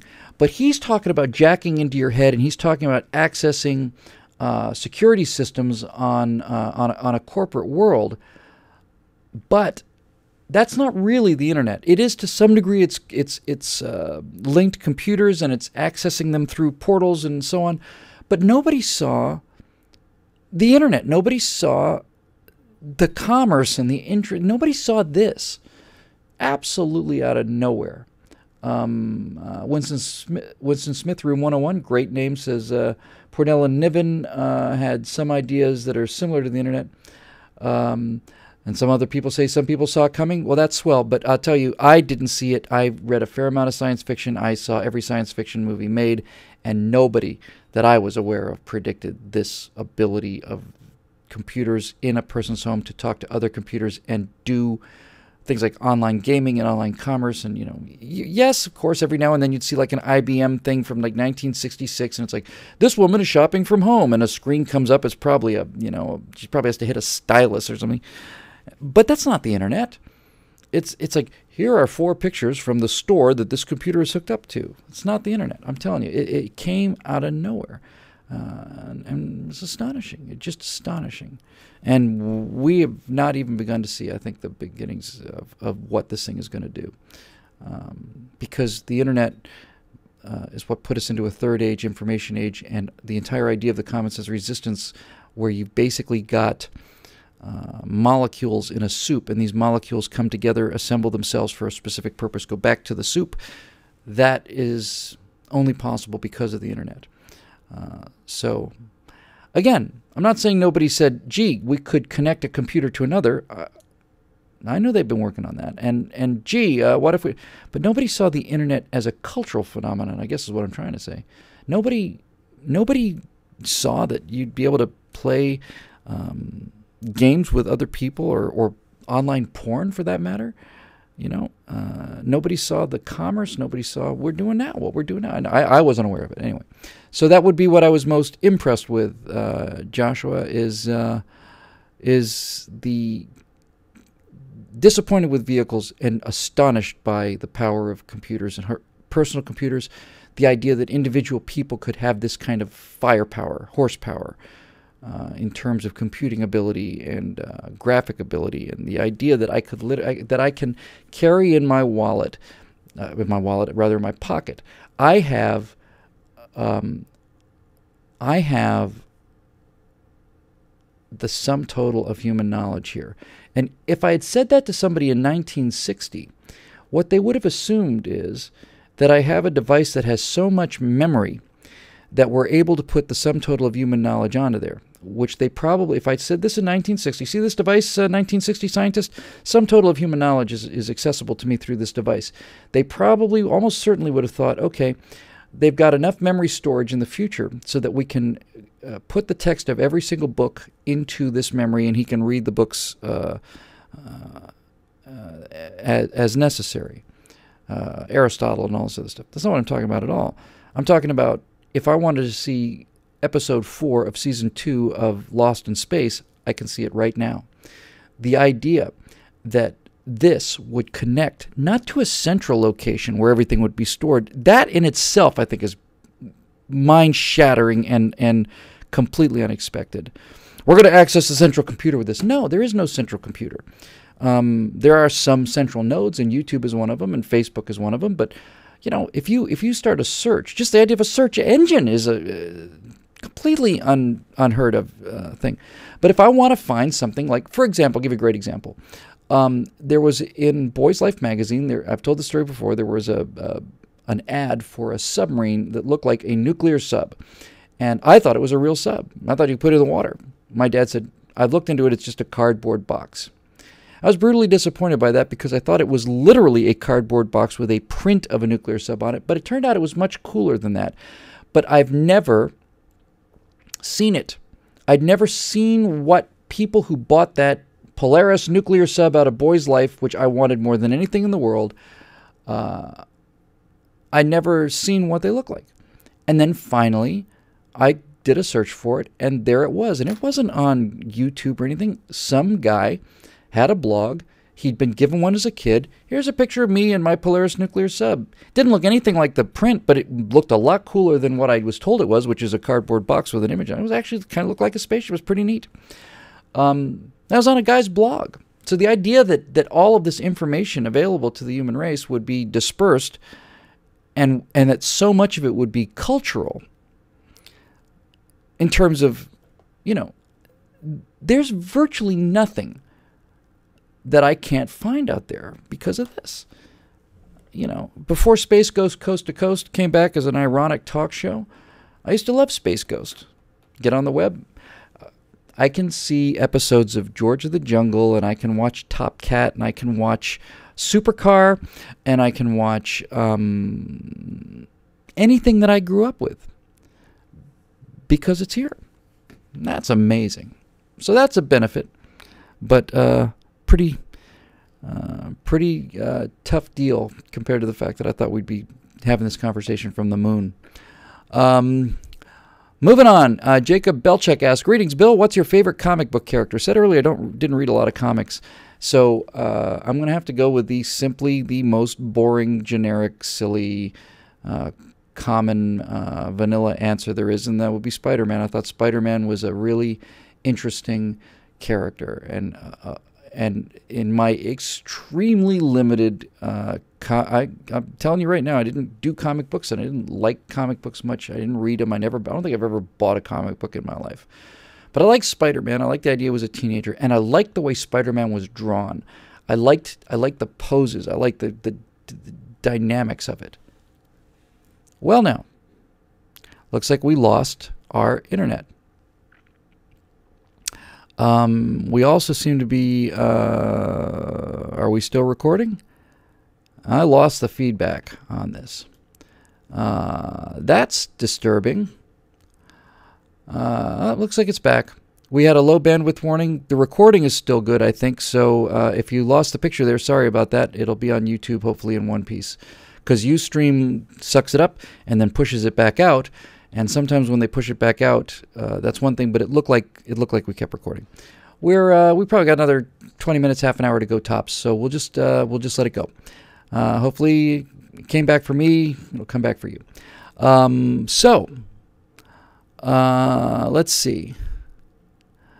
Paul Sullivan says, "What is your favorite post-apocalyptic setting besides the Common Sense Resistance?" Let's see.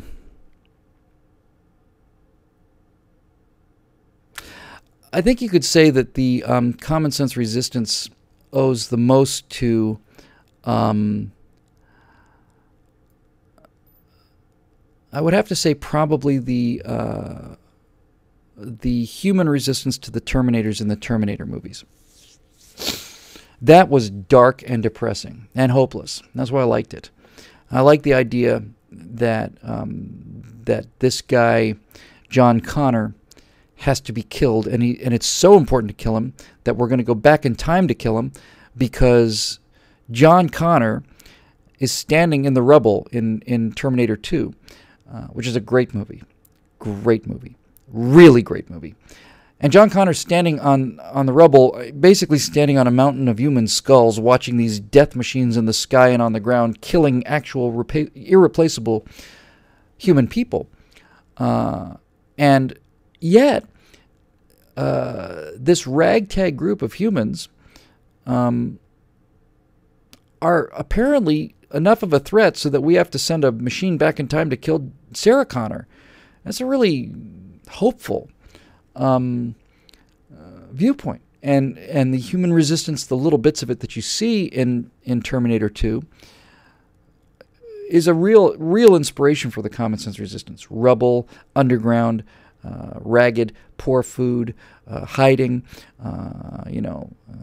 Terminator gets in there and guns down 25 people, that kind of thing. So I would have to say that my favorite post-apocalyptic setting would be the Terminator future of the human resistance against them. I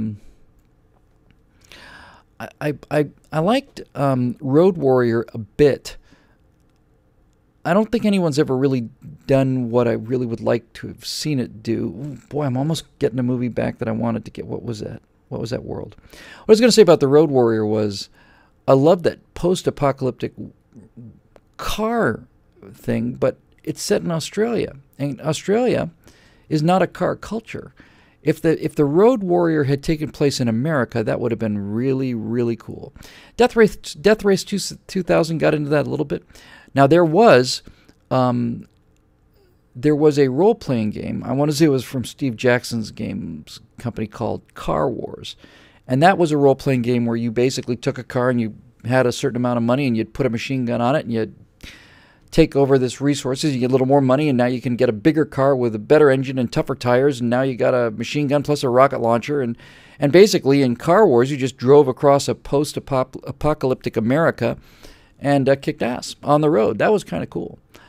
So I liked the Road Warrior future. I liked the car thing. It was just bleak. I feel like I'm missing something, that there's some big post-apocalyptic world that I should be referencing, and I'm missing it. I saw Divergent the other day, and I liked it quite a lot, actually. Really surprised how much I liked it. Big conservative message in Divergent. It's out in theaters now.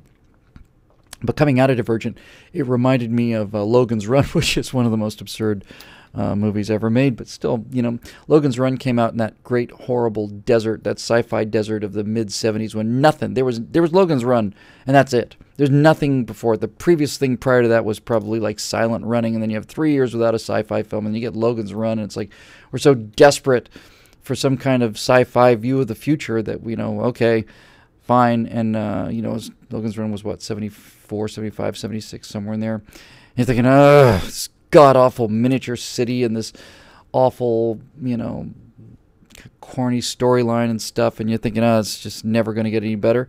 And then 1977 comes along and there's Star Wars, and it's like, game on.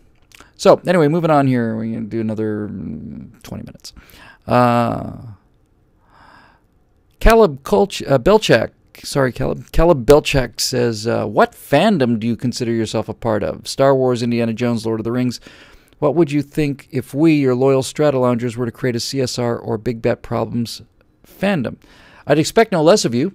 It's hard to imagine going to all the trouble to write a movie like Common Sense Resistance or Big Bet Problems, especially Aurora, without having it be popular, having it be worth it. I put a lot of effort into these screenplays to avoid the kind of laziness that I talked about in 2010.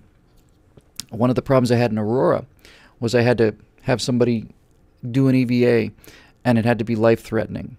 And the problem with doing something life-threatening, if you're not lazy and if you know what you're talking about, is you have to have a failure that is a believable failure. Oh, we got hit by a meteor. You have to have a believable failure, but then you have to have a believable reason why the backup or the contingency for that failure also didn't work. So you have to really know what you're doing, and you can't. I was going to say you can't fake it. I've had this thought before. I don't know if I've ever discussed this on the show. This is an important point. I don't think an audience knows when the science or the background or the authenticity is the word I'm looking for. I don't think an audience necessarily knows if the authenticity is not there, but they do know when the authenticity is there. For example, I saw a movie not too long ago. Omega Man. Thank you, Darkstream74. One of my favorite films of all time. Great movie. I'm not going backwards, though. Omega Man, terrific. Charlton Heston playing chess with a bust of Julius Caesar is as corny and as awesome as it gets. And him going out on the balcony and just taking pot shots at these zombies creatures out there. That was fabulous. Anyway, this... What am I trying to say here? I've just completely lost my train of thought. Just went right away. Somebody will tell me what I was talking about in a second ago before I went off on my little Omega Man thing. The Omega Man thing actually got me so excited it burned out a connection. Anyway, what was the question? Star Wars, Indiana Jones, Lord of the Rings, and so on. What part of fandom? First of all, big bad problems and stuff, and I remember. Sorry. Got it back. Laziness and authenticity. So I saw a movie not too long ago where they had air traffic control and they said flight 29 clear to land runway 74. Most people in the audience are not going to know that there's a problem landing on runway 74. But I know there's a problem with landing on a runway 74 because there is no runway 74. It's impossible to have a runway 74. And the reason I know this is because runways are numbered according to the magnetic heading of the runway. In other words, at Santa Monica Airport, most of the time we land on runway 21. And runway 21 is heading more or less at 210 degrees magnetic, which is considerably south of west and considerably west of south. It's a southwest heading. Runway 21 is heading on a heading of 21. Now, what people don't know is that that concrete strip, which we call runway 21, which was almost certainly runway 21, that piece of concrete with the stripes and the center lines and the touchdown points and all that other stuff, is two different runways. Most of the time, it's runway 21. But occasionally, depending on the winds, that exact same piece of concrete becomes a different runway, becomes runway 3. Because when the winds favor the unusual situation, usually the wind is coming onshore, but when the wind is going offshore, you can't take off with a tailwind. Oh, you can, it's not good for you. Can't take off or land with a tailwind, so they reverse the direction, and now planes are cleared to land, same exact piece of concrete. Now they're cleared to land on runway 3. Because runway 3 is the reciprocal of 21. In other words, if you have a straight piece of asphalt on the ground, and most of the time it's pointing at 210 degrees, well, if you go at it the other way, it's pointing to 030 degrees. So Santa Monica Airport is usually runway 21, but it's occasionally runway 3. Van Nuys Airport, where my plane is based now, is runway 16, left and right. The big runway is 16 right. Almost always call it 16 right because that's the way the winds are usually going. But that same exact strip of asphalt, which is 16 right, the right-hand side of both runways, which are parallel, heading on a heading of 160 degrees, more or less. When the winds change, 16 right becomes 34 left. And they go up to 36. Runway 36 is the highest. You don't have a runway 0, so you have a runway 36, which is heading due north 360 degrees. Now, if somebody says clear to land runway 74, the audience isn't going to rise up in anger and say, "Oh, go throw him, get him." They're not going to know he made a mistake. But the point I'm trying to make is, if a guy is doing a scene about air traffic control and he doesn't know there's no such thing as a runway 74, then virtually all of the rest of his dialogue and his action is going to reflect that fundamental lack of knowledge, and it's just not going to feel authentic. You won't know why. And you won't rise up out of your chair and go, "That's not how it is," unless you happen to be a pilot in this particular case or a warrior. I know soldiers must get this out of their minds. But the inverse is true. When you have somebody who genuinely knows what they're talking about, they will put it in a movie in such a way that the audience doesn't know what those characters are talking about, but the audience does know that they're speaking with such authority in such a way that they must really be in this world because it sounds authentic, even though they have nothing to compare it to. So if the bad example of a lazy writer is Clear to Land Runway 74, the example of a great writer, or at the very least a great tech advisor, I had this moment, it lit me up in the theater at the moment in real time. I just almost came out of my chair in a movie that I like very, very much, great movie, called Crimson Tide. Crimson Tide is a thriller. It's set on board a boomer. Now, many people know the term boomer, so you probably could get a lazy writer who says, "Welcome aboard the boomer." A boomer is a type of submarine. It's a ballistic missile submarine, and it's designed to carry nuclear missiles and destroy cities, and they go boom.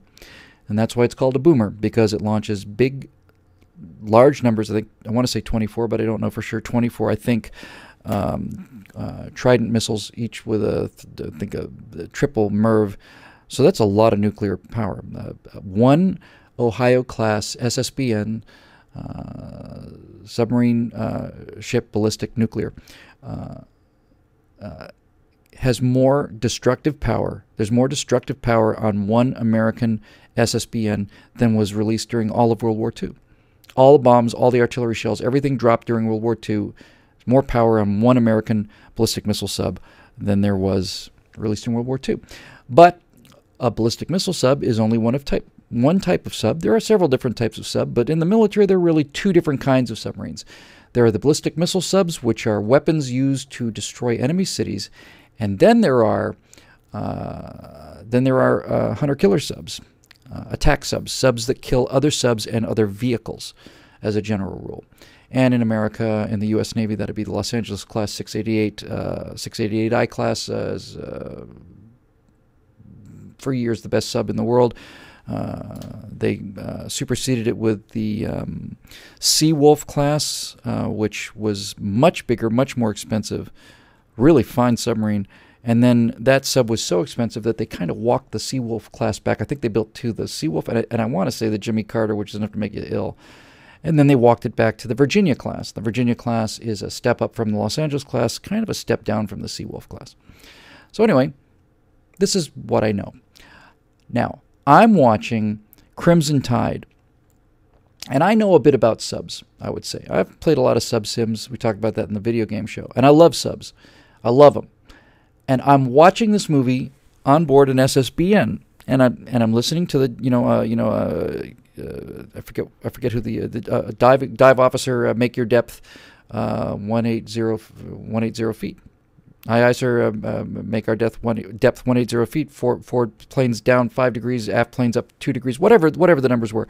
That sounds pretty good. However, in Crimson Tide, as a way of showing you how the monster works, that's a term that we writers use in sci-fi. The reason red shirts on Star Trek are so expendable, and the reason it's not good to be wearing a red shirt on the surface of a planet is your security officers in Star Trek, the red shirts, are there to show you how the monster works.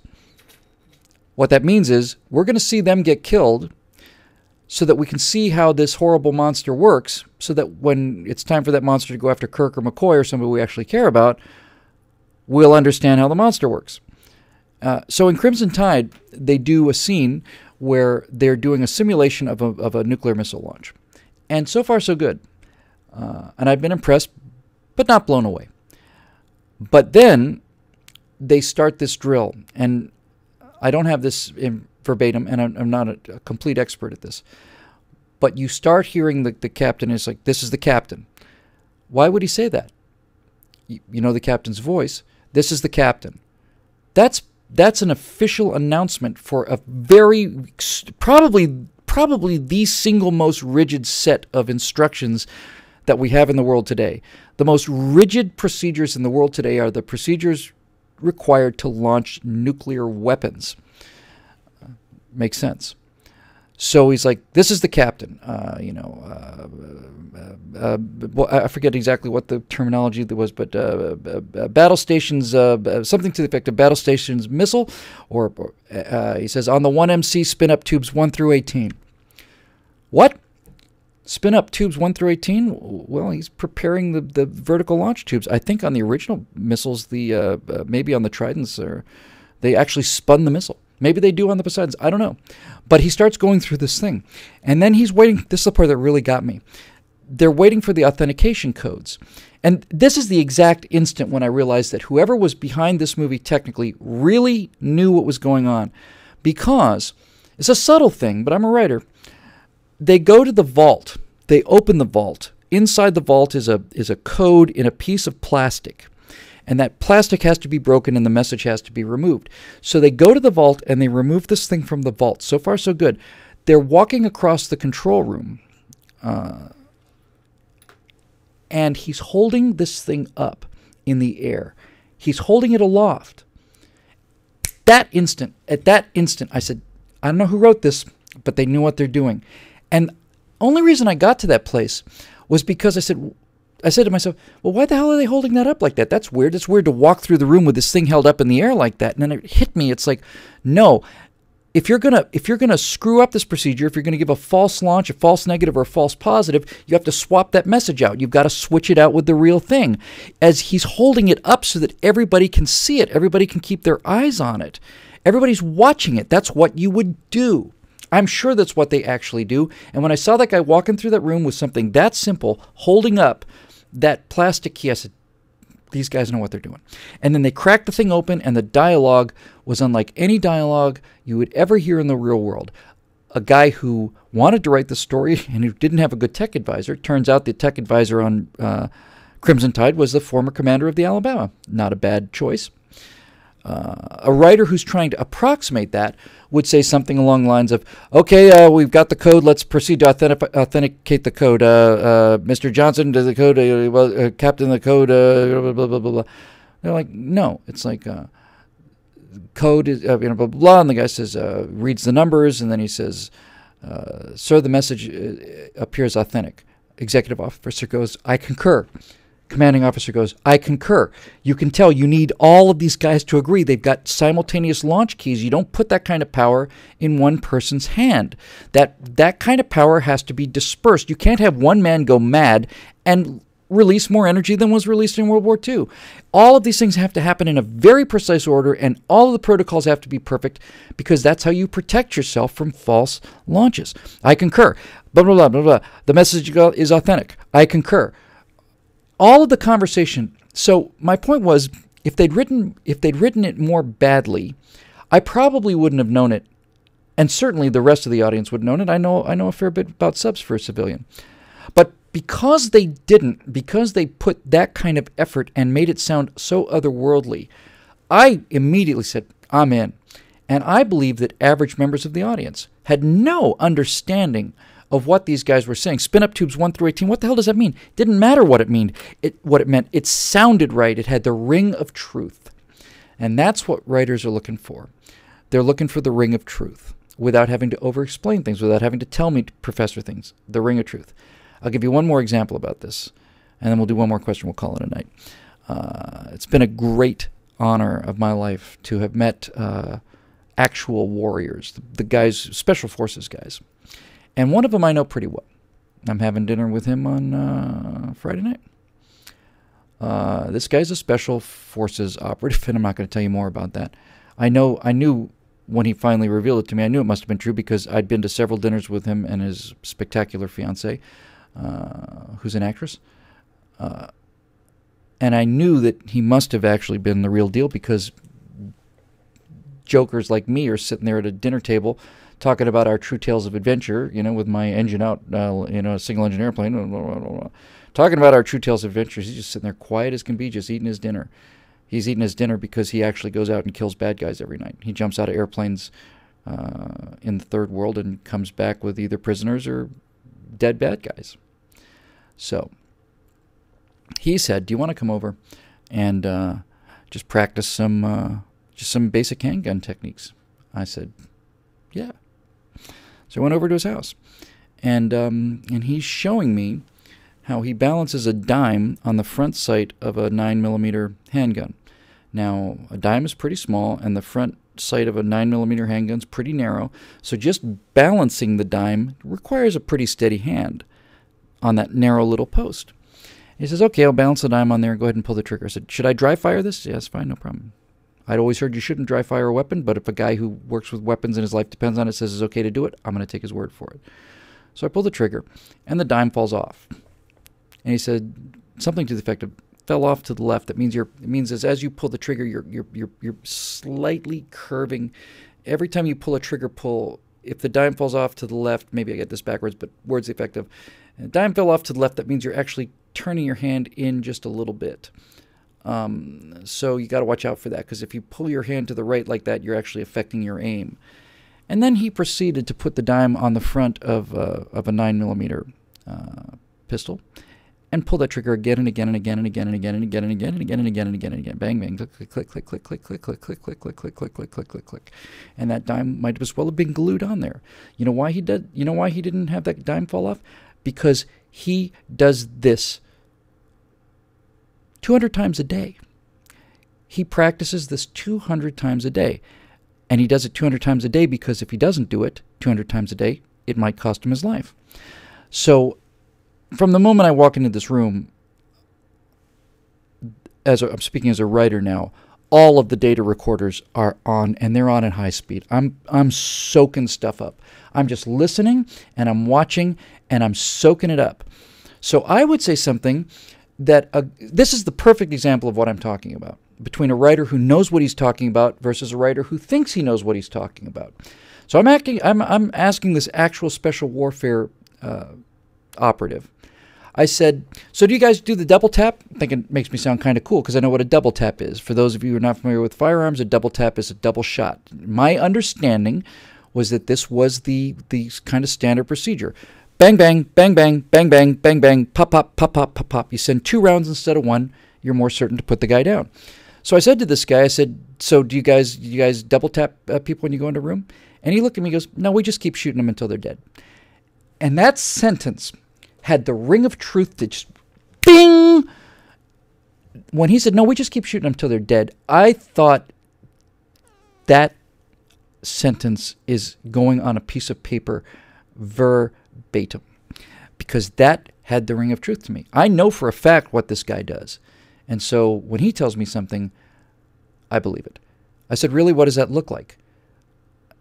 And he's got a life-size, 3-dimensional punching human torso kind of thing. And he's standing across the room, and he's got his 9mm, and he basically goes, well, basically it looks like this. Bang, bang, bang, bang, bang, bang, bang. I said, so you don't just fire 2 rounds? No, we keep shooting him until he's dead. And we keep shooting him as he goes down.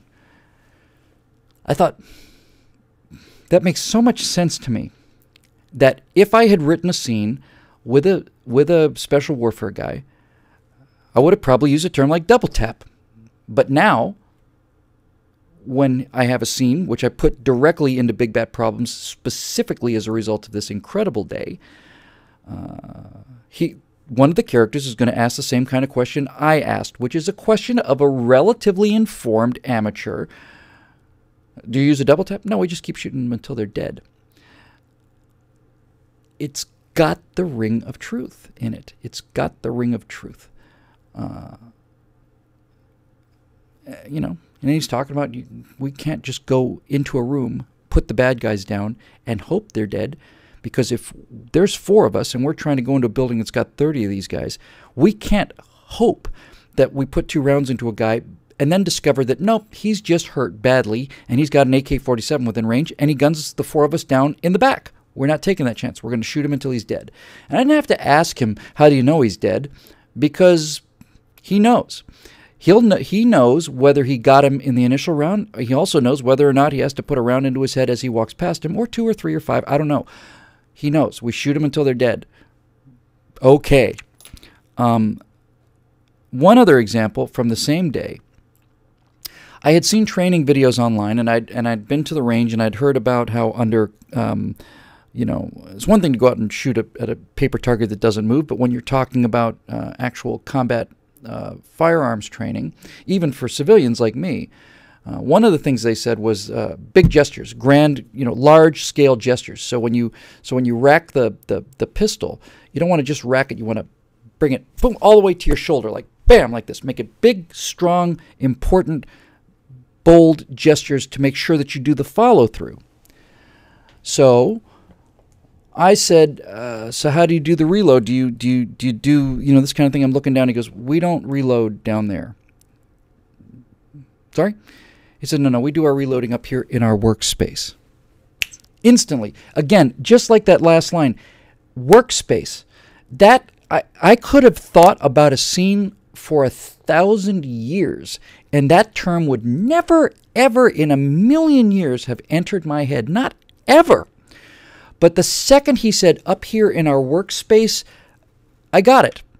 He didn't have to say anything else. He did, but he didn't have to. Because what I realized was we said, no, we reload up here in our workspace. I said, well, of course you do. Of course you do. You're not going to look down. You never know when a guy's going to come out of one of these rooms. You never know who's going to come out of a room or where or whatever. He reloads his weapon up here in the workspace, and he's explaining this to me. He says, this way, we're not ever taking our eyes down. We're not ever losing our situational awareness. We're never taking our attention out of the threat zone, which is out here.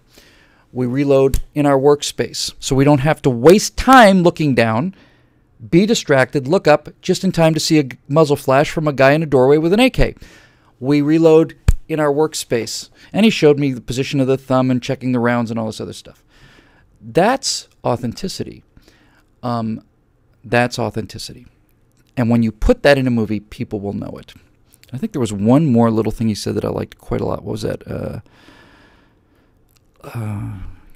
One other thing, yeah. And so I was saying, okay, so you got the weapon reloaded up here, and then do you just drop it down? Because I'm trying to, capture the stance and the grip. Do you just drop it down?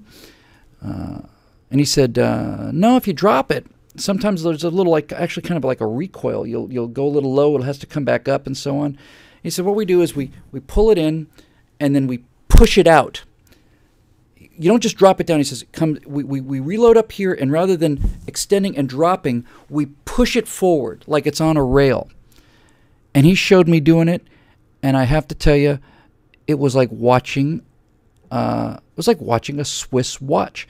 That weapon, that reload, came down and went forward almost faster than I could see. Boom! And it was smooth and perfect. And he said, we decelerate it as we push it out. And I'm just watching this, and I'm thinking to myself, well, this is a man who does this for a living.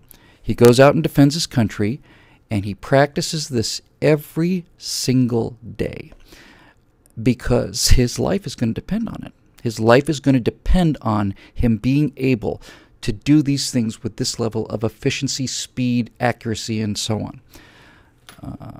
And so if I put those scenes into a movie, I could have written a movie where a guy is explaining what it's like to be a special warfare guy to a 16-year-old kid, because that's the scene.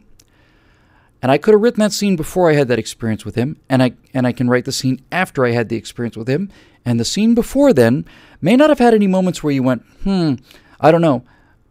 The audience would have just accepted it. But the scene after it, on some level, either consciously or subconsciously, the audience is going to go, wow, that guy must really be special ops guy. Because who talks like that?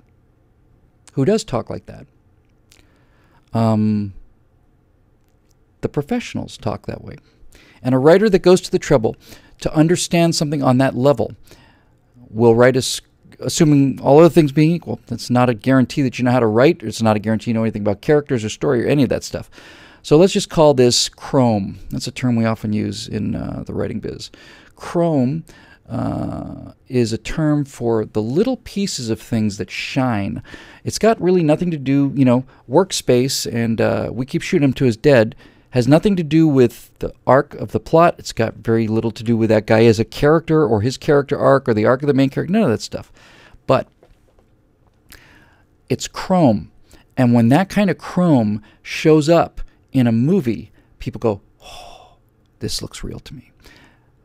Crimson Tide was packed to the gills with that kind of chrome, that kind of believability. And that's what most writers in Hollywood don't do. They don't research it enough. And they, again, you don't go, get him! You just don't realize it until you run into a guy who does his research. And by the way, if you're going to go to the trouble to write a movie about something like this, you would think that you want to write a movie about submarines or about special warfare guys or about aviation or whatever because you love it. It should be fun for you. When I was over there with this guy, I was like, God, this is the greatest thing ever. It's a blast. And that'll do it for questions tonight. I'll close you with one more thing here. I might come back to do some more of these things because I thought they were really good. We'll probably do a part 2. It's kind of a chickening out, but it's such a neat theme. I like doing theme shows. I'll leave you with one other thing. One of the things we're going to start linking to, I think probably on Monday, we're going to talk about change of topic. A lot of people ask me what I find funny and what my sense of humor is and stuff. I did a sketch comedy show in Gainesville in the 90s called Grazing. I actually left California, went back to college, not knowing anybody there because I wanted to do a sketch comedy show. I'd wanted to write and produce and perhaps perform in sketch comedy. I had an independent income stream and I could, so I did. So it's an odd sort of thing you might expect from a guy like me who's just talking about double taps and on the 1MC and all this other stuff. But yeah, I'm really interested in it and I really liked it and had fun. It was probably the most fun period of my life. The writers' meetings, the show's online. I'll link to it. It's looking back on it is pretty primitive, but I'll show it to you. Anyway, sketch comedy is really interesting to me, and I'm a huge Monty Python fan, and needless to say. And I like Little Britain very much. I like British sketch comedy very much. And then about 3 weeks ago, I just randomly ran into a sketch from a double act, 2 guys, and they are now my favorite entertainers in the world. I think that the sketch comedy that these 2 guys do is the most intellectually brilliant stuff I've ever seen. It's very dark, but most good comedy really is. And it is the most intellectually brilliant stuff that is actually funny that I've ever seen. So I'm going to start linking to some of this stuff through the through the Singularity. We had Foster Friday, but then they took down all the Foster Brooks. They took down all the Dean Martin roasts. They tried to re-release them. They took them all down. So I'm gonna do it on Mondays, and everybody's holding their breath, wondering who these people are. I'll give you a warning. A lot of language warnings on the BBC late at night. You can say the F word as many times as you want to. I won't link to anything that has the F word in it. But they're my favorite. They're my favorite entertainers. I've seen everything they do. And they're called Mitchell and Webb. It's called the Mitchell and Webb Look. That Mitchell and Webb Look is the name of the show. That Mitchell and Webb Look. I don't want to give it away, but Stratosphere Lounge is kind of an inside show, and it's time for me to go.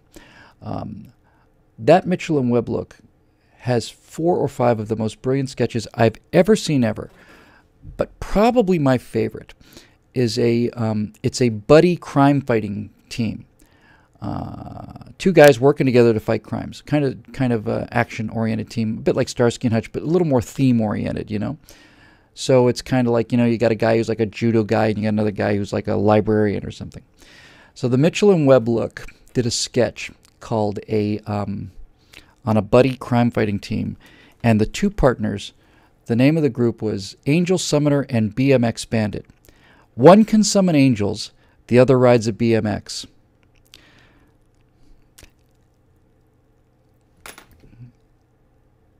And you're given 3 setups. It's a running joke. It runs through the course of the episode, but on YouTube they're edited all together.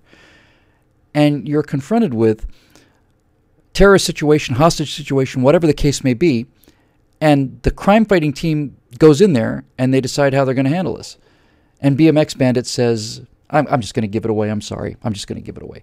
BMX Bandit goes in there and says, right, Angel Summoner, what I thought we might do is I'm going to go through that door and I'm going to pop a wheelie. Then as I'm popping a wheelie, I'm also going to kick up gravel using my mad BMX skills, and I'm going to skid out in front of those guys. And while I've got them distracted, you come on in and you can free the hostages. And then Angel Summoner goes, well, yes. Or I could just summon the angels and they could take care of it.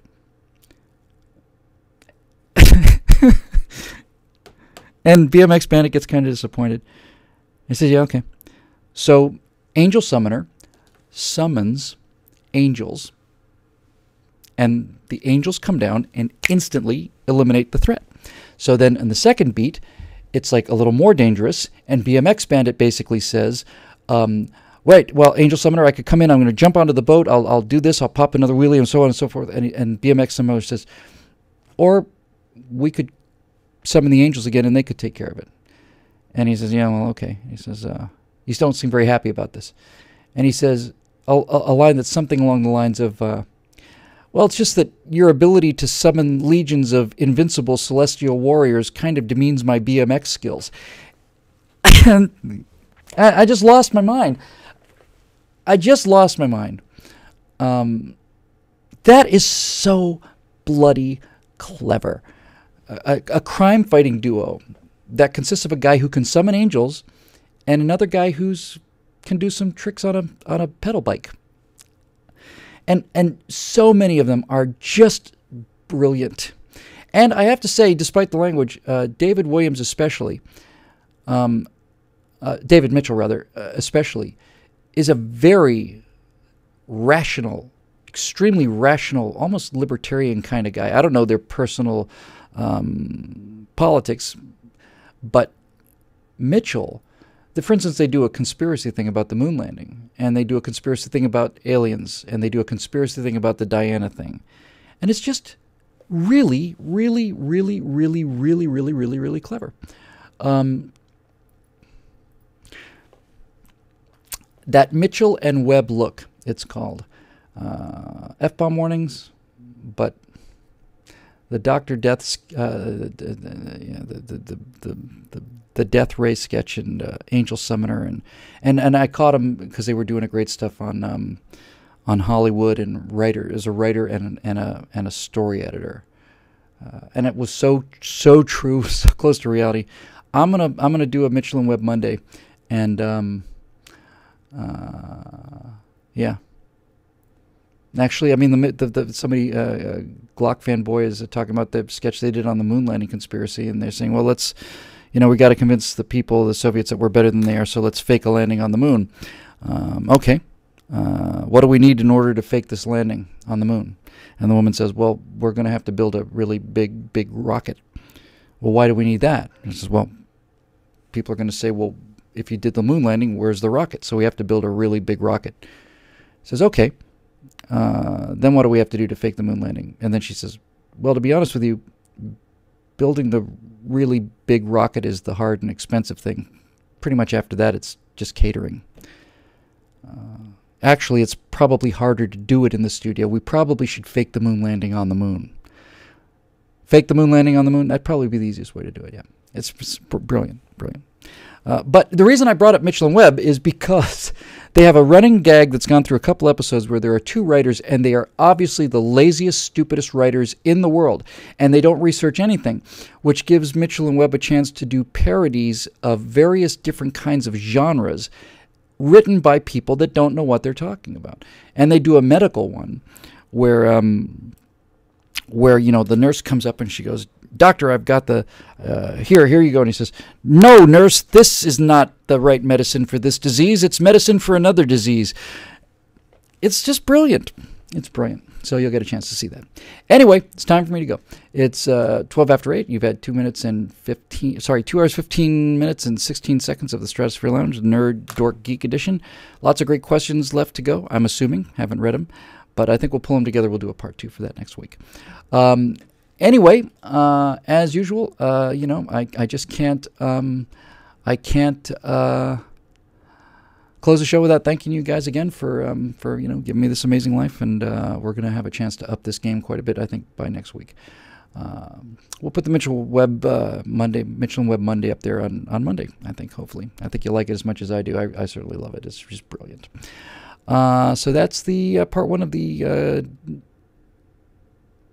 Geeks, Nerds, and Dorks edition of the Stratosphere Lounge, otherwise known as episode 67. We've done this 67 times. Utterly, utterly, utterly amazing to me. Thanks for joining us on the worst produced show on the internet. Everybody have a good week. Be careful out there, and we will see you next time.